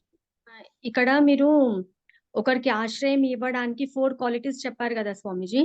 అందులో అండ్ లాస్ట్ లో కూడా లాస్ట్ వన్ కూడా committed to another self happiness అని చెప్పారు కదా. సో ఇది డిటాచ్మెంట్ కి అండ్ లాస్ట్ అది కన్ఫ్యూజన్ గా ఉంది స్వామి. అటాచ్మెంట్ ఎలా చేసుకోవాలి, మళ్ళీ detachment at the same time లో ఎలా అని చెప్పి. అంటే రెండింటికి కొంచెం తేడా ఉంది. కొంతమందికి డిటాచ్మెంట్ ఉండొచ్చు, ఎంతో మందికి డిటాచ్మెంట్ ఉంటుంది. నాకు అవసరం లేదు, ఈ సంఘం నుండి నాకేమీ అవసరం లేదు. ఎవరికైతే ఇవన్నీ కావాలో వాళ్ళు ఈ సంఘంలో ఉండి ఈ పనులు ఇవన్నీ చేసుకుంటూ ఉంటారు. నాకేమీ ఈ భౌతిక ఆనందం అవసరం లేదు. నేను వెళ్ళి హిమాలయాల్లో కూర్చొని హ్యాపీగా నా జీవితాన్ని నేను పరిపూర్ణం చేసుకుంటాను. కానీ వాళ్ళు ఇతరుల సంక్షేమం ఆనందం కోసం ఆలోచించడం లేదు. వాళ్ళ జీవితం వాళ్ళు, మా జీవితాన్ని నేను ఎలా పరిపూర్ణం చేసుకోవాలని. అందుకే ప్రహ్లాద్ మహారాజ్ చెబుతారనమాట. అలా ఎంతో మంది ఉన్నారు. ఆ విధంగా వాళ్ళ జీవితం వాళ్ళ పరిపూర్ణం చేసుకోవటం కానీ హిమాలయాలకి ఇలా వెళ్ళి వాళ్ళ జీవితాన్ని పరిపూర్ణం చేసుకునేవాళ్ళు. కానీ ఎవరైతే ఇక్కడే ఉండి మిగతా వాళ్ళకి కోసం పాటుపడతారు, అదే అన్నమాట ఈ 4వ లక్షణం సూచించేది. ప్రభుపాదులు వారు ఉన్నారు, ఆయన హాయిగా ఉండొచ్చు బృందావనంలో. కానీ 70 సంవత్సరాల వయసులో బృందావనం బయటకు వెళ్ళడానికి ఒక లాజికల్ రీజన్ కనబడదు. ఈ ఒక్క రీజన్ తప్పించి ఇతరుల సంక్షేమం మరియు ఆనందం కోసం కట్టుబడి ఉండటం. ఆ సమయంలో ఎవరో తెలియని చోటుకి వెళ్ళి కృష్ణ భక్తిని ప్రచారం చేయడం కోసం వెళ్ళారు. సో ఈ విధంగా నిర్లిప్తత ప్లస్ ఇది రెండూ కావాలి. ఓకే, అయితే ఇప్పుడు మన లైఫ్ లో డిటాచ్మెంట్ అంటే దేన్ని తీసుకోవాలి స్వామిజీ? ఇప్పుడు డిటాచ్మెంట్ అంటే మనం ఇంద్రియ తృప్తిని దూరంగా ఉండాలి వీలైనంత వరకు. ఇంకా ప్రాక్టికల్ గా చెప్పాలంటే మనకి సినిమాలు, సీరియళ్ళు, క్రికెట్, హోటళ్ళలో తింటాలు, ఇలా వేరు మన ఇంద్రియ తృప్తిని సినిమా మ్యూజిక్ వినడం, ఆ ఇంద్రియ తృప్తిని నుండి దూరంగా ఉండాలి. ఓకే స్వామి, థ్యాంక్ యూ స్వామిజీ.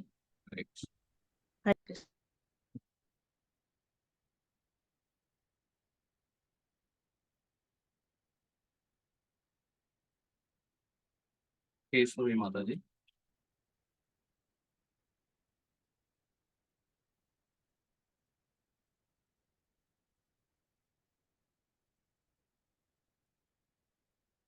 కేశవి మాతాజీ.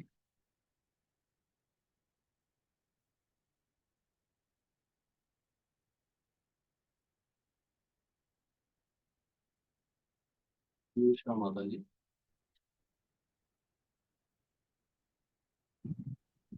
ధన్యవాద ప్రణామాలు ప్రభుజీ.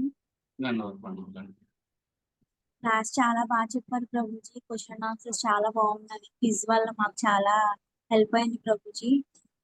ఏంటంటే ప్రభుజీ, ఇప్పుడు మనం ఫస్ట్ సుఖదేవ గోస్వామి పరీక్షిత్ మహారాజ్ చెప్తారు కదా, సూత గోస్వామి ఎందుకు చెప్తారు ప్రభుజీ సౌనకాది ఋషికి? అంటే ఆయన్నే ఎందుకు ఎంచుకున్నారు? ఆయన్నే ఎందుకు ఎంచుకున్నారంటే వ్యాసదేవుడు వాళ్ళ నాన్నగారిని ఈ వేదాలన్నిటినీ జైమిని ఋషి, పైల ఋషి ఇలా వేరు వేరు శిష్యులకి ఇచ్చారు. రోమహర్షణుడు కూడా వ్యాసదేవుని యొక్క శిష్యుడే అన్నమాట. వాళ్ళ నాన్నగారు సూతగోస్వామి యొక్క నాన్నగారు. ఆయనకి వీటిని చెప్పండి, మీరు పురాణాలు, ఇతిహాసాలు ఇవి మీరు ఇన్ఛార్జ్ అని చెప్పి ఆయన ఉంచారు. కాకపోతే ఆయన ఎప్పుడైతే బలరాముడికి గౌరవం ఇవ్వలేదో ఆ సమయంలో బలరాముడు అతన్ని దర్భతోటి హతం చేస్తారు. అప్పుడు వాళ్ళందరూ చెబుతారు అనమాట, ఇప్పుడే మేమందరం ఇతనికి ఆశీర్వాదం ఇచ్చాం దీర్ఘకాలం బతకాలని, మీరు వచ్చి ఆయన్ని హతం చేశారు అంటే ఆ సమయంలో బలరాముడు చెబుతారు అనమాట, నేను కావాలంటే ఇతన్ని మళ్ళీ జన్మిస్తాను ఈ రోమహర్షణుడికి. సో ఆయన మీకు ఆ విధంగా ఆయన దీర్ఘకాలం బతుకుతారంటే వెంటనే వాళ్ళుండి వద్దు, కుమారుడి ద్వారా తండ్రి బతుకుతాడని చెబుతారు. కాబట్టి మేము ఆయన కుమారుడైన ఈ ఉగ్రశ్రవుడ సూతుని ఆయన్ని నియమిస్తాము. సో మీరు చేసిన పని మంచిదే అని చెప్పి ఆ విధంగా ఉగ్రశ్రవ సూతుని కూర్చోబెట్టి ఆయన నుండి విచారిస్తున్నారు అనమాట. భాగవతం, మహాభారతం ఇవన్నీ వాళ్ళు సూత గోస్వామి నుండి ఆ విధంగా వింటారు. ధన్యవాదాలు. ఇంకొకటి ఏంటంటే ప్రభుజీ, ఇప్పుడు మనం ప్రజెంట్ కలియుగంలో ఉన్నాం కదా ప్రభుజీ. అంటే ప్రజెంట్ ఇప్పుడు ద్వాపర యుగము, సత్యయుగము, త్రేతాయుగం జరుగుతుందా ప్రభుజీ? అంటే సర్కిల్ అంటాం కదా, అంటే అది వేరే చోట జరుగుతూ ఉంటుందా, లేదంటే ఇది అయిపోయాక ఇంకోటి, ఇది అయిపోయాక ఇంకోటి వస్తూ ఉంటుందా ప్రభుజీ? ఒకటి తర్వాత ఒకటి. ఇప్పుడు వైవస్వత మన్వంతరం అవుతుంది కదా, ఈ మన్వంతరంలో మొత్తం ఒక బ్రహ్మదేవుని యొక్క ఒక రోజులో 14 మంది మనువులు ఉంటారు. ఇప్పుడు మనం ఉన్నది 7వ మన్వంతరం, వైవస్వత మన్వంతరం అంటారు. ఒక మన్వంతరంలో 71 యుగా సైకిల్స్ ఉంటాయి. ఒక యుగా సైకిల్ అంటే సత్య, త్రేత, ద్వాపర, కలి. ఇవ 71 సార్లు తిరుగుతాయి అన్నమాట. 71 × 14 అంటే 1000. సో ఈ విధంగా 1000 ఉంటాయి. ఒక బ్రహ్మదేవుడి యొక్క ఒక రోజులో 1000 సార్లు ఈ యుగా సైకిల్స్ మారతాయి అన్నమాట. సో మనం ఉన్నది 28వది, 7వ మన్వంతరంలో 28వ యుగా సైకిల్లో ఉన్నాం. దీని తర్వాత 29వది వస్తుంది, 30 వస్తుంది, అట్లా 71 వచ్చినాక 8వ మన్వంతరంలోకి వెళ్తాం. ధన్యవాదాలు ప్రభుజీ, చాలా ధన్యవాదాలు. మంచిగా భక్తి చేయాలి అని చెప్పి ప్లస్ చేయండి ప్రభుజీ. హరే కృష్ణ. మీరు కూడా మా కోసం ప్రార్థన చేయాలి. అనుపమ మాతాజీ. హరే కృష్ణ హరే ప్రభుజీ, కృష్ణ. ప్రణామాలండి. ప్రణామాలు. బాగా మాకు అర్థమయ్యేట్టుగా చెప్తున్నారు ప్రభుజీ. అయితే నాకు ఒక చిన్న డౌట్ ఉంది ప్రభుజీ. ఈ రోజు అంటే చెప్తారు కదండి, ఎవరంటే రోమహర్షణ ఋషి గురించి వచ్చింది కదండి, సూత గోస్వామి వాళ్ళ తండ్రి రోమహర్షణ ఋషి అని. అయితే భాగవతంలో పాండవులు వనవాసం చేసేటప్పుడు ఒక పండు తింటే ఎప్పుడు కూడా ఆకలి అనేవి, దప్పులు అనేవి ఉండవనేసి ఒక స్టోరీలో చెప్పారు ప్రభుజీ, విన్నా నేను. అయితే ఆ రామఋషి ఒక్కడైనా ప్రభుజీ కాదా అని నా డౌట్. ఆయన వేరు. ఆయన నాకు తెలిసి లోమశ ఋషి అనుకుంటా.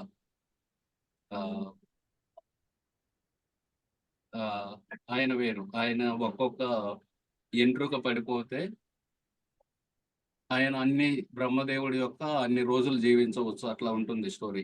ఆయన శరీరం మీద ఒక బ్రహ్మదేవుడి యొక్క ఒక రోజు అయిపోతే ఆయన శరీరం నుండి ఒక వెంట్రుక పడిపోతుంది. అట్లా ఆయన శరీరం మీద వెంట్రుకలు ఉన్నన్నాళ్ళు ఆయన జీవిస్తారు, అట్లా ఉంటుంది. ఆయన వేరంటే. డౌట్ క్లియర్ అయింది Prabhuji. Thank you Prabhuji. Rama Mataji.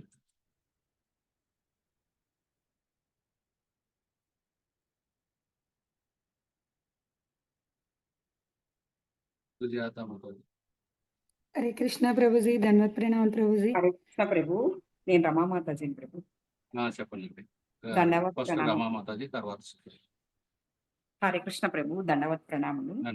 Class చాలా బాగా నచ్చింది ప్రభుజీ, చాలా బాగా వివరణగా చెప్పారు. తర్వాత ప్రభుజీ, మాకు గురువుని స్వీకరించాలని చాలా ఆశ కోరిక ఉంది ప్రభు.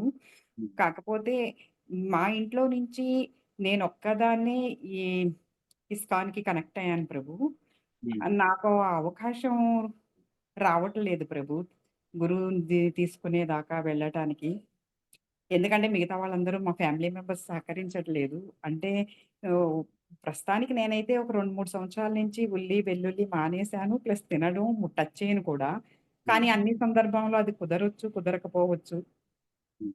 పనాళ్ళు ఉన్నంత వరకు చేయించుకోగలము. కాని పక్షాన ఇయన్నీ కుదరని పక్షాన ఏదన్నా డ్రాప్ అవ్వాల్సిన, ఏదన్నా టచ్ చేయాల్సిన పరిస్థితి వస్తదేమో అనే భయంతో ఎళ్ళలేకపోతున్నాను ప్రభు. మరి దానికి మాకు అవకాశం ఉండదంటారా ప్రభు ఈ జన్మకి? ఉంటుంది, తప్పకుండా ఉంటుంది. ఎందుకుండదు? మీరు ఇదే విధంగా సిన్సియర్‌గా చేస్తూ ఉండండి. భగవంతుడు మనకి అనుకూలమైన పరిస్థితులను సృష్టిస్తారు. మన సైడ్ నుండి మనం సిన్సియర్‌గా ఉండాలంతే. తప్పకుండా ఒక్కోసారి పిల్లలకు పెళ్ళిళ్ళని, అవని, ఇవని కొన్ని ఇబ్బందులు ఇంట్లో వాళ్ళు చెబుతూ ఉంటారు. ఇంకా ఒక మాతాజీ కూడా కలిశారనమాట. వాళ్ళ భర్త కూడా, ఇంకా మన పిల్లలకి పెళ్లి కాలేదు, మీరు ఇప్పుడే ఇవన్నీ చేస్తే ఎట్లా, వాళ్ళకి పెళ్ళిళ్ళు ఎలా అవుతాయి, అది ఇది.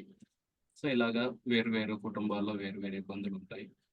కానీ మనం సిన్సియర్‌గా ఉంటే మనం ఊహించిన దానికంటే ఎక్కువగానే భగవంతుడు మనతోటి ప్రతిస్పందించి మనకి అనుకూలమైన పరిస్థితుల్ని కుదురుస్తారు. సో తప్పకుండా అదేమి మీరు ఇలాగే చేస్తూ ఉండండి, అన్ని సానుకూలం అవుతుంది. ఓకే, ఇక్కడ ముగిద్దాం మనం. 9ంటికి హరే కృష్ణ ప్రభుజీ. హరే హరే కృష్ణ. కృష్ణ. సుజాత మాత చెప్పండి. హరే కృష్ణ ప్రభుజీ, ధన్వత్ ప్రణామాలు. క్లాస్ చాలా చాలా బాగుంది ప్రభుజీ. ఇలా క్వశ్చన్ ఆన్సర్ల ద్వారా నిజంగా మాకు గుర్తుండిపోతుంది ప్రభుజీ. లేకపోతే ఈ రోజు ఉన్న క్లాస్ ఈ రోజు ఉంటుంది ప్రభుజీ, మళ్ళీ మరుసటి రోజు గుర్తుండట్లేదు. కానీ మీరు ఈ విధానం ద్వారా నిజంగా మాకు మైండ్‌కి చాలా ఇది చేశారు ప్రభుజీ. ఇన్ని మూలంగా ప్రణవాంద ప్రభుజీ కూడా చాలా చాలా ధన్యవాదాలు ప్రభుజీ. మాకెంతటి కృపను అందిస్తున్నారంటే ప్రభుజీ అసలు చెప్పలేం ప్రభుజీ. మేము అటువంటి వాటికి అర్హత లేదు మాకి. కానీ ప్రభుజీ ఎప్పుడు భక్తుల గురించి ఆలోచిస్తూ ఉంటారు. వాళ్ళకి ఎలా కృపను అందించాలని మీలాంటి వాళ్ళందరినీ తీసుకొనొచ్చి ఇలా మాకు చెప్పించినందుకు ప్రభుకు కూడా చాలా చాలా ధన్యవాదాలు. మీకు కూడా చాలా ధన్యవాదాలు ప్రభుజీ. హరే కృష్ణ. ధన్వత్ ప్రణామాలు ప్రభుజీ. Thank you. మిగతా వాళ్ళందరూ కూడా ఈ రోజు క్లాసులు ఇక్కడ ముగిద్దాం. ప్రభుజీ చెప్పారు 9ంటికి ఎండ్ చేద్దామని. మళ్ళీ ఎప్పుడన్నా ముందుకు వెళ్దాం. హరే కృష్ణ. Thank you. హరే కృష్ణ ప్రభుజీ, ధన్యవాద్ ప్రణామ్. Thank you so much Prabhu.